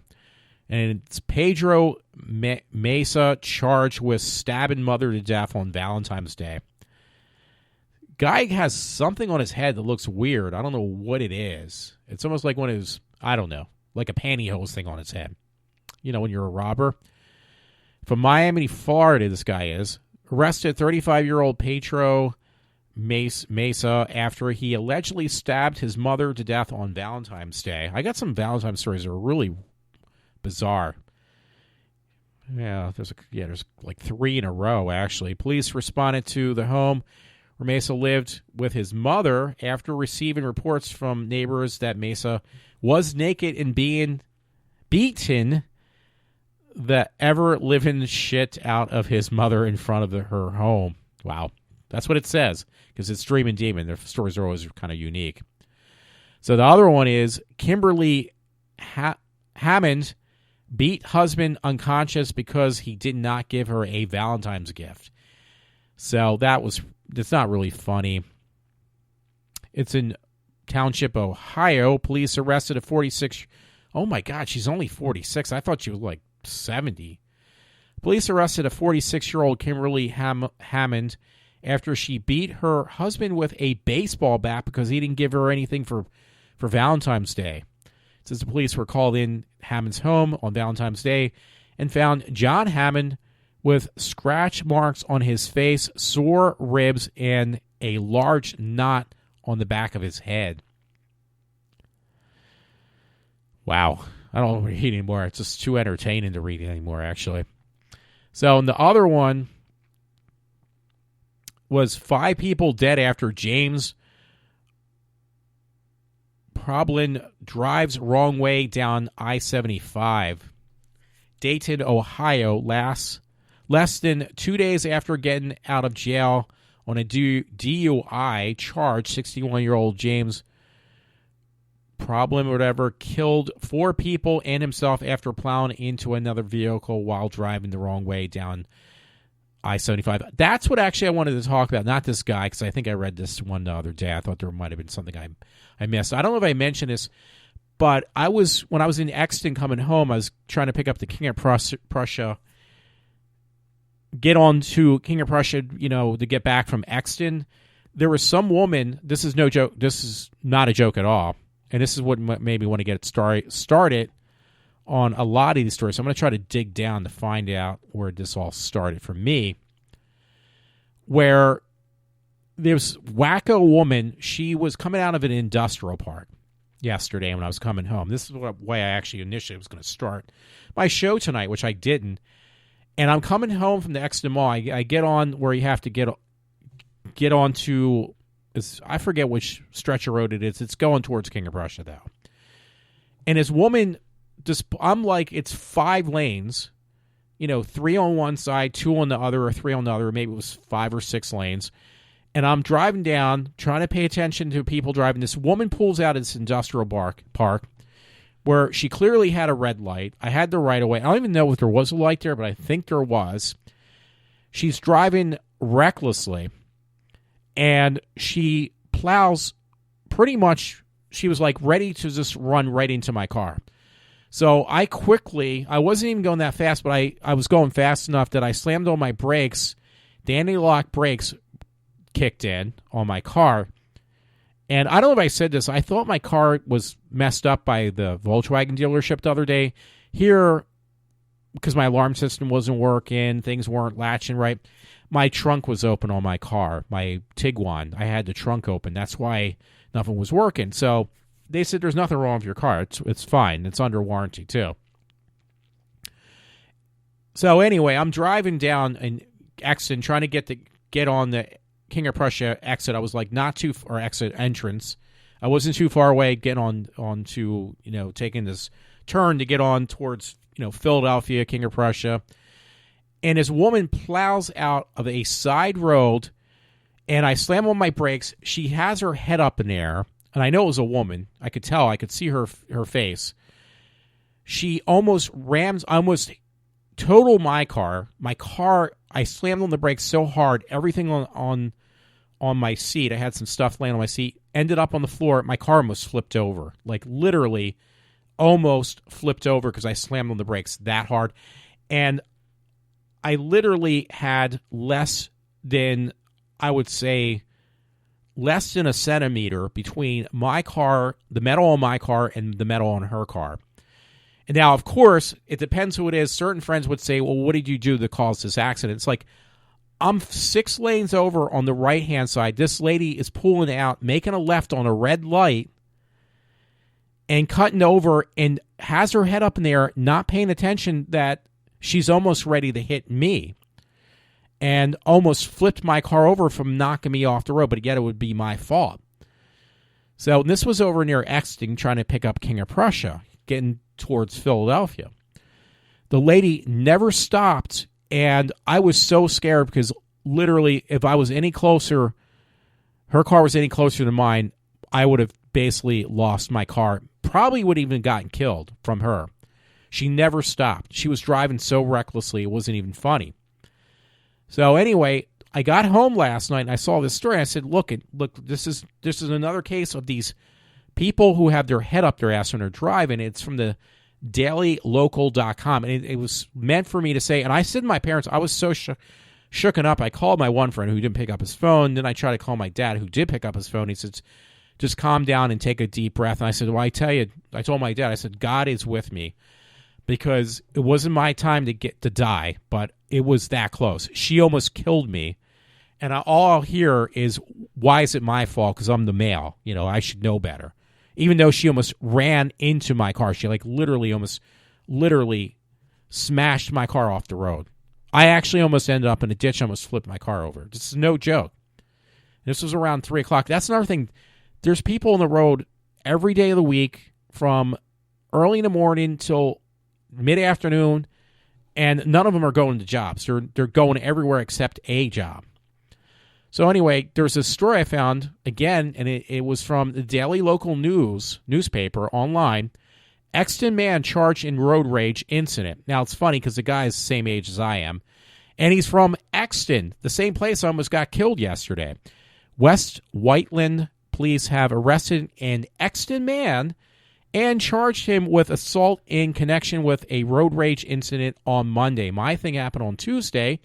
Scott Stanford, 49, allegedly began tailgating a father and a son traveling east on East Sweetsford Road, police say. The suspect then reportedly passed the victim's car on the left and almost hit the victim's vehicle.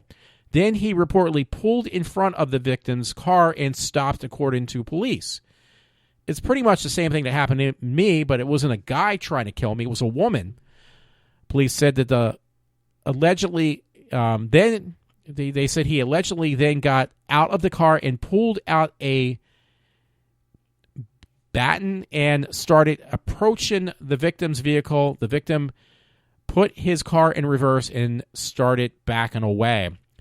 The victim's 18-year-old son recorded the incident on his cell phone, which the police then used to get the Stanford license plate number. See, I would have done that, but I had no time to think that quickly. I was just basically trying to keep myself from getting killed from this woman who plowed her car pretty much into the side of my car almost.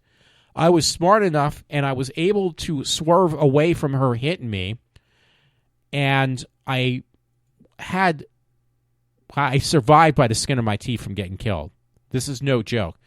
So the bottom line was, I'm not the only. It's not. It always comes down to, what did you do to cause this problem?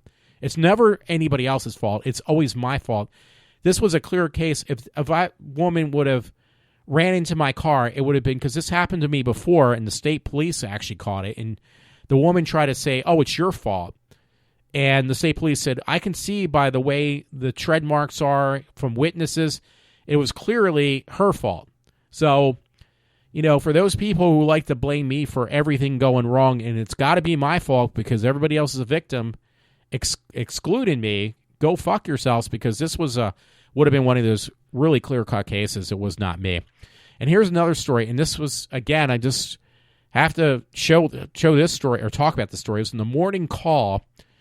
And this was, I think, yesterday. Car hangs from a tree after Route 29 Hereford crash. The person landed their car from driving so fast in a tree, and it was hanging sideways. A car ended up hanging from a tree alongside Route 29. This is the story now. In Haverford Township on Tuesday afternoon, when it spun off the road at a curve and flew up a hill into the branches. The driver appeared to have suffered only minor injuries, including a bump on the back of his head. The car went off the road, which is both Route 29 and Route 100 in the stretch, a curve just south of Spring Hill Road at 3:30 p.m. It said it skidded through the roadside mud before flying backwards into a tree, officials said. And they have a picture of the car hanging from a tree. Very smart. And it looks like a Mustang, actually, of all things. My one friend always makes jokes that Mustangs are the worst in severe weather. But this guy was such an idiot, he ended up landing his car sideways into a tree, like in the branches. So there you go. Another story of a moron. Okay, so I had to go back for those stories. I did have a story opened up, and I'm opening it up again. Ryan Reynolds interviews Hugh Jackman, pokes fun at the X-Men Origins Wolverine, because that was the one that initially did have Deadpool in there, and they made sure that Deadpool had his mouth sewn shut when he was going through the transition, and that was also played by Ryan Reynolds. Obviously, that was a that movie was a complete disaster, and it's been written off the timeline, the X-Men Origins movie, Wolverine, and now Ryan Reynolds is just having a field day because the fact that his movie, standalone movie, did so well, made over $300 million. It's just time for the digs. You can find that on comicbookmovie.com, by the way.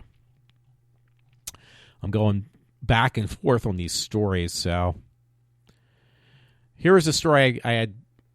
Let's see if it opens up now. Deputies snapshot posting of money leads to a robbery. Another stupid robber. Fox 29 News. It was in Florida. It says authorities say a photo of money posted on a snapshot social media app led to a home invasion and robbery in Boca Raton. It says news outlet reports that Palm Beach County Sheriff's Office arrested. Report says an armed robber held a butcher's knife to an 18-year-old man's neck on January 28th and disappeared with $280, which isn't really that much. Deputies say that the two suspects knew to demand the cash because the victim had posted a photo of the money earlier in the day. The victim told investigators he recognized one of the attackers' voices, whom he identified as a 21-year-old Farid Said, S-A-I-D. I've never heard a name called Said before. That's their last name. Anyway, so Said was arrested Monday after Anna is facing charges on armed robbery and deadly weapon and burglary to a dwelling or structure. It is unclear whether Said has an attorney. And they have a picture, a mugshot of the guy. So he only stole $280. That's not even worth killing somebody over. But apparently for him, who probably has no money, it was worth the effort to make $280 to kill somebody, to take their life for that. Which he didn't, but he almost did. Okay, I hope this opens up. I got a story from overpassforamerica.com. It's acting up again. Now, it's funny because it says sodomizing of White House continues as Obama adds dude in a dress to a personal staff member. A guy who literally dresses in drag got a position in the government. And it says hashtag 04A, hashtag news, hashtag LGBT, hashtag transgender. The White House has hired the first openly transgender staff member, officials said on Tuesday, making it the latest step to President Obama's public support for lesbian, gay, bisexual, and transgender rights. I think it's personally really ridiculous. I have nothing against people who have different preferences from mine, but when it becomes a political issue, then I definitely do have a problem with that. It says Raphael Friedman Gerspan, a transgender woman, dude in a dress, who has worked as a policy advisor for the National Center for Transgender Equality, will serve as outreach and recruit director in the White House Office of Presidential Personnel. I mean, I'm sorry, it's nothing against people with their preferences, but when you're talking like serious jobs in the government, that's just kind of a little bit makes it look like a freak show. I mean, it's nothing against this guy. I know it sounds that way, but I'm just telling you, it just he's not taking it seriously. His whole objective, Obama, is just to make our country look like a joke, and that's what he's actually doing. I did find another story that I had just reopened, Daily Mail, and it's titled Perversion of Justice, Rochdale child sex grooming gang ringleader who was convicted of 30 rapes fights to avoid being kicked out of the UK, and he is using European human rights laws to do it. This older guy, he's a pedophilia, Sabir Ahmed, serving 22 years in jail for his role in a sex ring, appealing against Theresa May's decision to strip him of British citizenship. Now, these are the bullet points, by the way. Claims convictions for child sex were a conspiracy to scapegoat Muslims was the next bullet point. So this guy is a Muslim, and he has a whole sex scandal thing going on with kids, raping kids. And he's going to lose his citizenship in Britain, and he's fighting it under this, again, let's see, European human rights law. So it says abuse ringleader has written to the European Count of Human Rights. So there we go. Here's a story, even though I botched it up in several ways, that this man who is a Muslim, and I just said who is a ringleader for raping little kids, is now calling the victim card. You gotta love this. Only in this world can people get away with this. The ringleader of a Rochdale child sex grooming gang is using European human rights law in attempt to avoid being booted out of Britain. This man, Shabir or whatever, Ahmed, is 63 years old too, and he rapes little kids. He's a ringleader for raping kids. And now that he's going to be possibly deported from England, he's using the victim card to try to keep himself in there. I love that. I really do. You know I'm being sarcastic. So here is a story, Dream and Demon again, I had found. It was from today. Man survives being pulled headfirst into a wood chipper. How do you do that? This was in Oregon. Leesburg. It looks like Leesburg, Oregon. This guy writes, I rarely post stories with happy endings, but I could not resist telling you about a man in Oregon who survived being pulled headfirst into a wood chipper. We have a slew of wood chipper-related deaths reported on this site of the Dream and Demon, but this one obviously had a happy ending. Each one of them were horrific, and one contained a term made by a medical examiner that I will never forget: total morcellation. But the man trimming trees last Friday beat the odds, and after he survived being pulled headfirst into a wood chipper, the man was feeding limbs into the machine when his harness he was wearing became entangled. Before he was able to untangle himself, he was dragged headfirst into a wood chipper. However, the lucky son of a bitch was saved from certain death when his leg tripped the safety bar that turned off the machine just as he his head basically helmed into the blade. So he basically was able to get the safety catch to turn off the machine before he really literally lost his head. He almost would have lost it because he went in head first, but somehow his foot was able to turn off the wood chipper with this safety thing. They got to make better ones if they're that dangerous. I don't know how they would do it.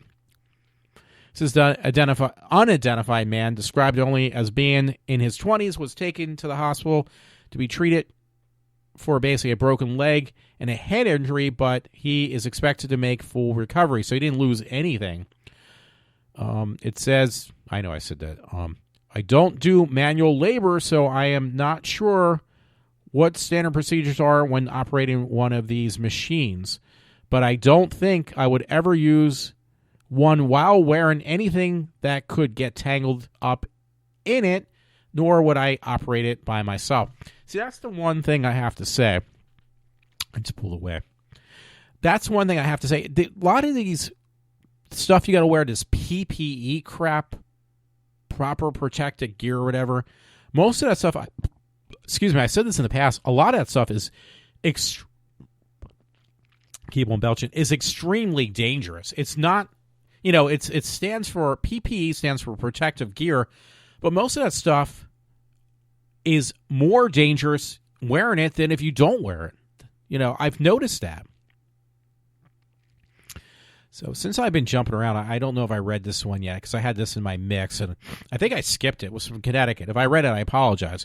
Christopher Andrews killed by police after attacking his family with a baseball bat. I think this was another one of these Valentine's stories, by the way.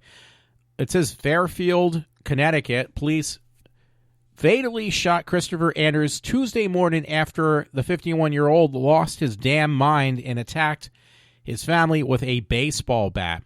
So this was after the fact. This was on Tuesday on the Dreamin' Demon. The story was posted. Police were called into a home early Tuesday morning after a young female inside the home called to report a domestic incident.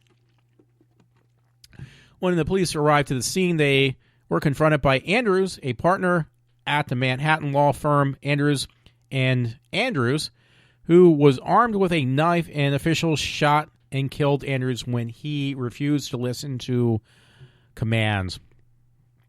So, but it said about a baseball bat. I'm not going to read the whole thing. So, you know me, I'll just screw it up in multiple ways, so why even bother? But you can see that story, by the way, on the Dreamin' Demon. Again, I had a couple stories that I did not have that maybe I can see what they might be just responses. I saw this thing. It was kind of ridiculous, and I didn't put it on originally. It's from Breitbart, and it says, Islamic rape of Europe, Polish magazine splashes white Europa girl groped by migrant hands. That's the cover of this Polish magazine. They did an article on it. It says, one of Poland's most popular weekly magazines has splashed a graphic depiction of rape of Europe's women by migrants on its front cover. The image may be one of the most politically incorrect illustrations of the migrant crisis to date. It is written on the storyline, like the pictures from the magazine are written in Polish, so I don't know how to read them. It says, while Poland is generally much more relaxed about expressing itself than the self-censoring tendencies of the Western and Northern Europe, the cover of the latest Wishishi, or whatever, the network, conservative magazine, has already prompted reaction just 24 hours after being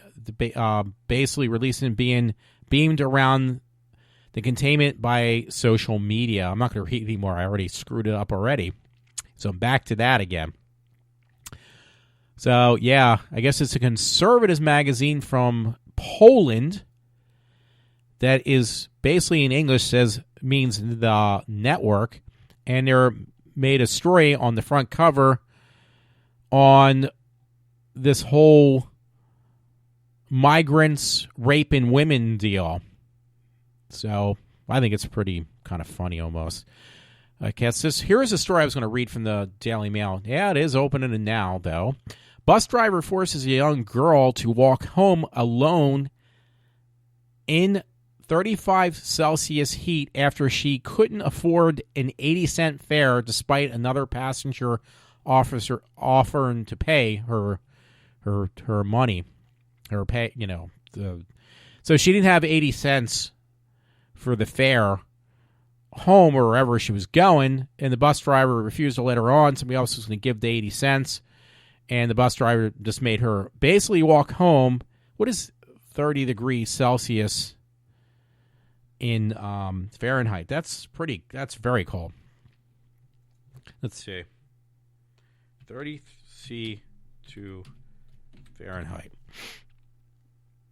For 30 Fahrenheit, it says 86 though, Celsius. 30 degrees Celsius and Fahrenheit is 86 degrees. So I was looking at it wrong. Anyway, let me just read this, the bullet points. Bus driver refuses to give a schoolgirl a ride after she ran out of money. Passenger said she offered to pay the 80 cents for the fare, but was ignored by the driver. And it says young girl was forced to walk home alone in 35 Celsius heat on Sunday. So 35 Celsius, it's about close to 90-some degrees, I guess. Because I keep on, when I see 30 Celsius, it's like, wow. Zero Celsius is like, it's freezing.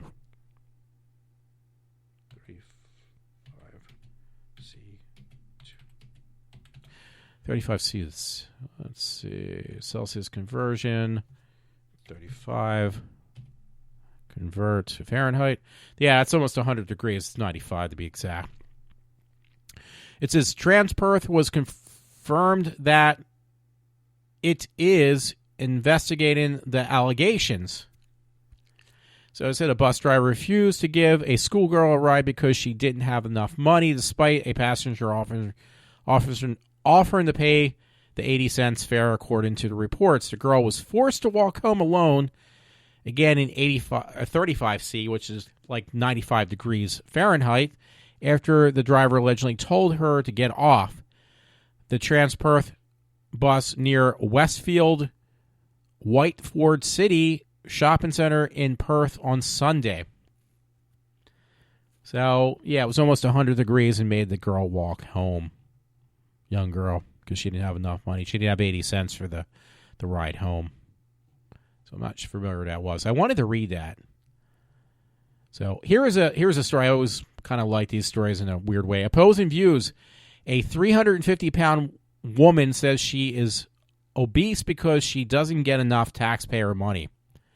Now, that one I got to remember. I had to make a joke about that myself. A 350-pound mother of two claims the reason she is morbidly obese is because she needs more taxpayers' money to break her bad eating habits. I've never heard of that. It makes no sense to me. This is a real story, by the way, folks. Christina Briggs of Wigan, England, says she can only afford junk food and that she doesn't exercise because she doesn't have enough funds to join a gym, on the Daily Mail reports. Now, yeah, and she's got her cupboards filled with, like, junk food, candy, and stuff, and she weighs almost 400 pounds. So I've never heard of that. Usually, if you don't have enough money, you're not going to be eating as much. She's eating everything under the sun. It says it's not easy being overweight. On benefits, the single mom told Closer magazine, if I was well off, I'd be able to buy fresh food and afford a gym membership. That is the most ridiculous thing I've ever read.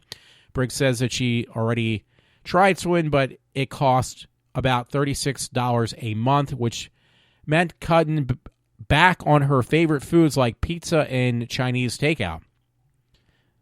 So I got to remember that one. That's ridiculous. It says, I need more benefits to eat healthier and exercise, she told the magazine.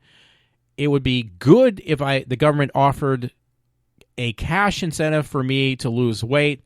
I like to get about a pound, or, money-wise, $1.62 for every pound I lose, or healthy food vouchers.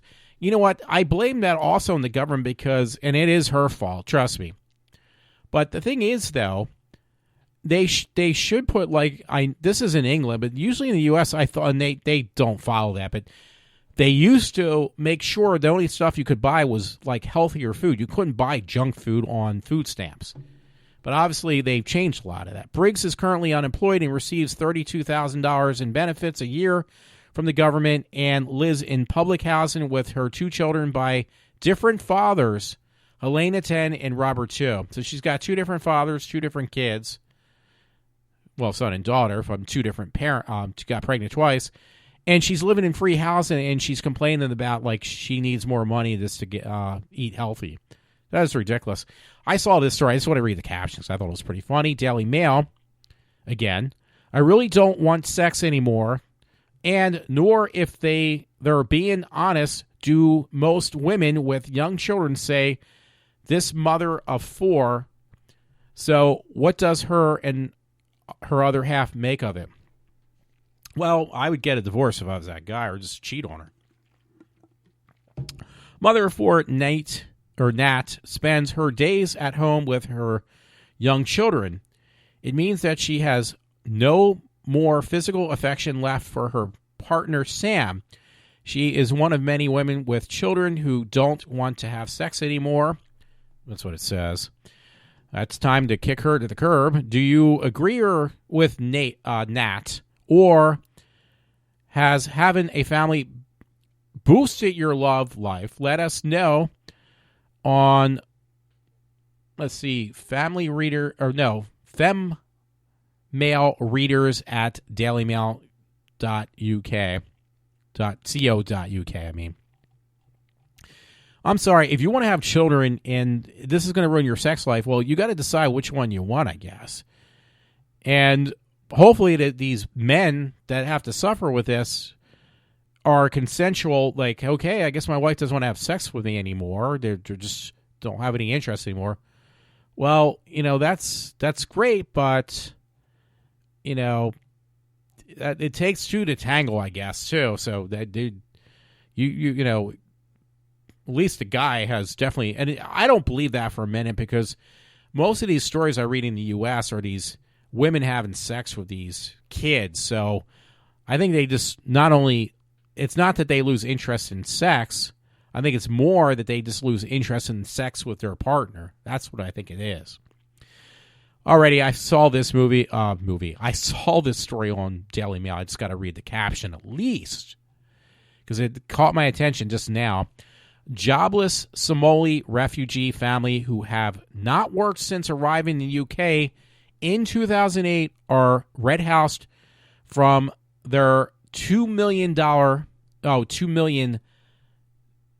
it really says that too, £2 million Hampstead Council house into a £1.3 million one around the corner. So they've been unemployed. They haven't worked a day since they moved into the UK, and they had a flat that was over $2 million, and they were downsized to one that's only worth $1.3 million, and they don't even hold a job. Family provoked outrage when they were given £2 million pound mansion in 2011. They're now being moved into a $1.3 million property due to the benefits cap. Locals say the property has been expensively I can't even say that word. It's been won over for them. Council-owned property rent is kept low beneath the benefit caps. So I apologize for fucking that up, but the thing was, these are again these, like, it seems like, they're refugees. They're living in England, and I can't even afford a house an eighth of that price on my own. They have never worked a day since they moved to the UK in 2008, and they were given, like, silver platter, a $2 million flat to live in. Can you believe that? And they had God forbid, they had to cut back to a $1.3 million flat. I mean, that's ridiculous. A house worth that much money was given to them, and they don't even have to work for it. And they're refugees. One family. So anyway, on more entertaining stories. That one just really pissed me off. Fox 29, man cuts off penis on Valentine's Day. I knew I had another Valentine's story. Hamilton, Ohio, Fox 26, an Ohio man cuts off his penis on Valentine's Day, according to the police report. It happens in Hamilton, just north of Cincinnati. It says the 69-year-old man also cut off his abdomen open with a scissors in what police are calling a suicide attempt. Police arrived at the home at 11:15 a.m. on Sunday. They say the man was still holding the scissors when he got there. Police disarmed him and rushed him to the hospital. His condition was unknown because it was, like, obviously last week practically. So, just kind of bleeding through stories since none of them, like, stayed open. So I'm going to read some highlights. I had a story I posted yesterday about Star Wars Episode 8. John, the British black guy, says a romance between Finn and, well, I thought they meant him. Let me reread that. Star Wars Episode 8. Because I guess it isn't him. I don't know what that guy's name is, that British black guy. He plays Finn. John Boygata says the romance between Finn and Poe could happen. A homosexual type thing. Oh, by the way, that's kind of ridiculous. It is a true story, by the way. Cause of illness in your sinus college. I don't know if you heard about this, but a lot of people around here have been getting stomach viruses, and it kind of came out of, at least stayed contained in that area of your sinus college up in Collegeville. And they came to the conclusion. It says cause of illness at Ursinus College identified health officials. They gave it a name. Montgomery County health officials received the confirmation of the cause of the outbreak on Monday because my parents have been having problems with stomach problems. Collegeville, PA, Montgomery County health officials have identified the cause of the illness as that sickened over 200 students, faculty, and staff at the Ursinus campus. In the news release, health officials said that the cause of the illness is a norovirus. So that's what it is. It's called norovirus. It's basically a winter virus that had plagued the school, Ursinus College. That's up, around where my parents go past all the time. And ironically, they did get really sick. And even tonight, they got like their stomach was really hurting them on Sunday, Valentine's Day as well. Anyway, another story in the morning call. Allentown officer is shot 2 blocks from where they found this dead woman's body. I mentioned it earlier, so I got to look for her story because there were like 2 top stories I was going to read also near the beginning of my show, and I started reading the one because I did tell you they caught the guy now, but it says police identified a body found along Ben Salem Road. The body of Stephanie Mashin or something, 25 of Norristown, was found along Mill Road in Ben Salem. Police confirmed. And then, like I said earlier during the show, it kind of snuck in there or got in there that they found the person who had killed this woman, this 25-year-old. It says the dead body located in the Morden, it says this morning, but this was the other day. This was on the 16th, yesterday. It was found on the side of the road. And again, in Montgomery County, it said Ben Salem police had found it. The body of Stephanie, 25, was a Norristown residence, found on, again, the 400 block of Mill Road. Frederick Harron, Ben Salem Township Director of Public Safety, confirmed. So I read a part of that story earlier, so it's kind of a mishmash because I read the first part, and I thought I posted the second half, and I did not, of them actually catching the guy who had murdered this woman from Norristown. So I might have one more story, because there was another story actually from the morning call. Actually, it was from the Ben Salem Patch, and it said police identified body... Oh. Okay, I just read that one. No, there's another story about a cop getting killed. That's the one I'm looking for. I'm trying to look for that now. Around the same area. So a cop got killed. Okay. It says Allentown detective investigating woman's death is shot. Man is captured after standoff. No, this is not the story either. That's kind of weird. The case of the woman found on Sunday in Allentown recycle. Oh, this is a different story. Gotta look at that one too. Let me find this other story. Yeah, see, I think this is the one I'm looking for. I got all these. Oh wait, Allentown detective investigating woman's death is shot. Man is captured after a standoff. The case of the woman found dead on Sunday in East Allentown. So this is a different story, by the way, folks. So I apologize. I'm all over the place. I know. I seem to go back to that direction. So there was a story yesterday where they found some woman's body, and then there was another story from on Valentine's Day where this was in Allentown, and this woman's body was found shot dead and thrown in a dumpster. So the case of the woman found dead Sunday in East Allentown recycling bin took on a new level of mystery Tuesday night when the city detective investigating her shooting was himself shot. Okay, yeah, so there's a story with the Norristown woman who got shot and killed and dumped on the side of the road down, I think towards Philly. That was on Tuesday night. And then on Sunday prior to this, there was another story where some woman was found in a dumpster or a recycle bin. Her body was dumped in there, and then the investigator who was investigating he got shot. The person that was investigating this woman's death from Allentown. So they're different stories. That's 3 different stories in Pennsylvania where people got shot. The detective who name was not released, was shot about 9:45 a.m. as police emergency response team tried to serve a search warrant on a man of 616 North Godfrey Street, Police Chief Keith Morris said. So these are different stories, so I apologize. They just seem like they're all the same. I'm kind of repeating the same story. Now, that one was from the Morning Call. The other one, I think, was Morning Call. So we got 3 different stories going on, and I kind of messed them all up. 2 of them were from around the Allentown investigation of 2 deaths. And then there was a woman just yesterday who was found on the street side, like just dumped out of a car.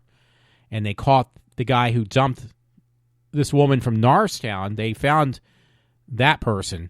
So I'm not sure about this other one from Sunday. There's all these different stories going on that are, the way I'm reading them, they're all over the place. So I don't know what else to say. I really screwed up today. So, I was trying to leave on a lighter note, but I really can't. There's some story I posted. I'm not really all that sure about it. It says online user blast 12-year-old white girl for box braids. A 12-year-old white girl faced intense scrutiny after posting photos of herself online with a new hairdo. Now, she's got one of those rather expensive iPhone 6 Plus. It's either a 6 Plus that is the 6 Plus S, but it's definitely a 6 Plus because I have one. I know what they look like. And that was on American News. The 12-year-old faced intense scrutiny after she posted photos of herself online with a new hairdo that some say should only be for black people. I love this. The girl actually looks really cute for a little kid.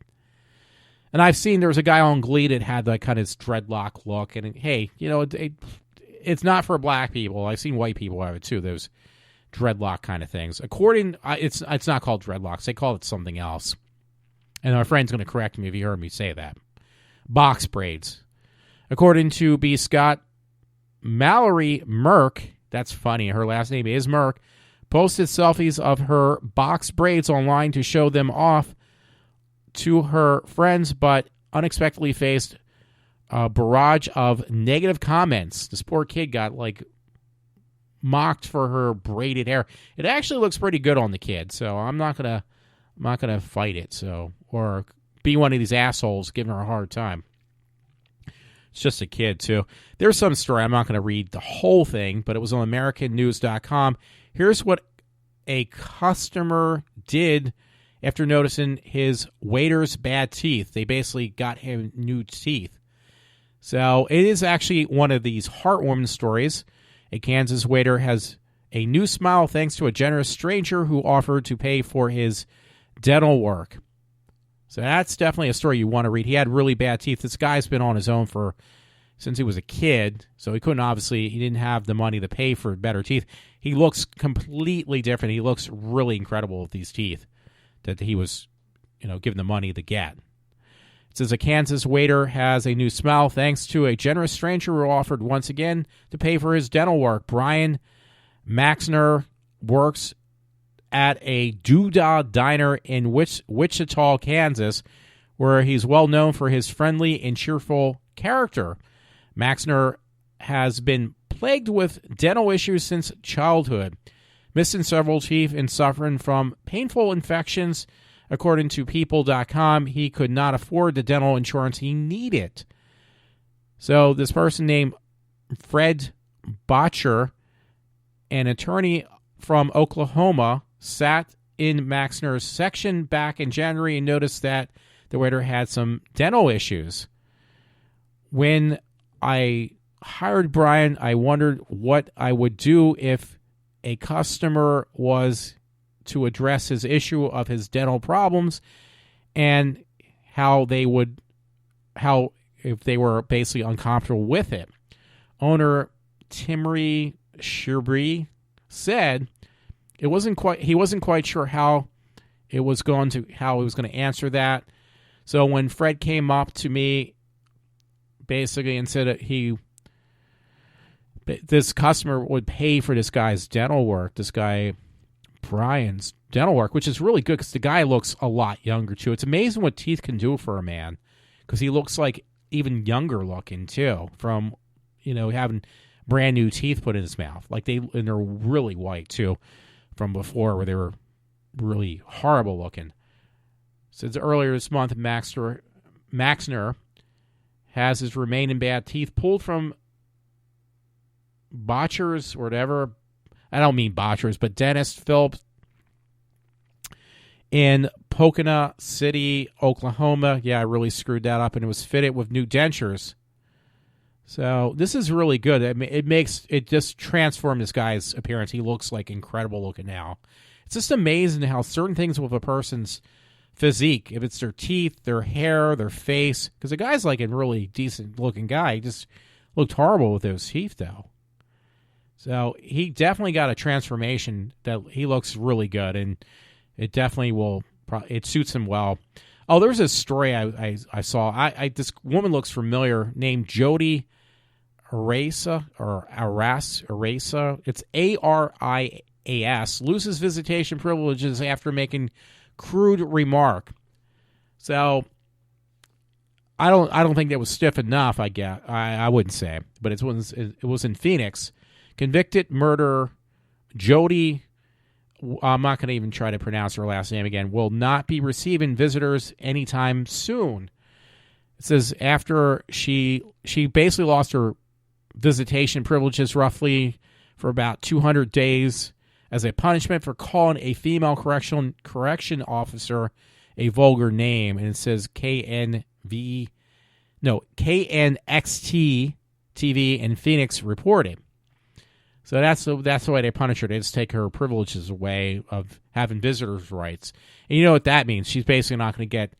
She's in prison. This woman, Jody, Arras or whatever, how you say her name, for killing somebody, and she acts out. So they're taking her what do you call that? I guess that's what it is. Privileges where you get people visit you in prison that you can have sex with. With a partner or something. Like her sexual privileges is what I'm gathering were taken away. So, if that's the worst thing she's getting taken away, I think it's called conjugal or whatever. That's ridiculous. She killed somebody, but she's still like on top of the world, getting 3 square meals a day and everything else. And she acts out, so they give her a slap on the wrist, even in prison. See, that stuff like that just really annoys me. I'm doing one last check because I gotta cut this show short. I honestly, I've been on for quite a while, and I really want to just end this at this point, and I think I will. So I apologize. I did screw up quite a few times, and my internet was not working properly. So everyone, again, I just hope you enjoy what I do kind of come across with is trying to put a show together, even though it's makeshift. And that being said, I'm going to sign off in a second. I just got to open up, but I hope you enjoyed my show. Thanks for listening to me. Get other people to tune in if you can, because they are obviously going. I'm getting more people than I thought I ever was, which is a good sign. So thanks for doing that, too, for those who are helping me out. And have a good evening. It's like almost 8:30. Thanks again.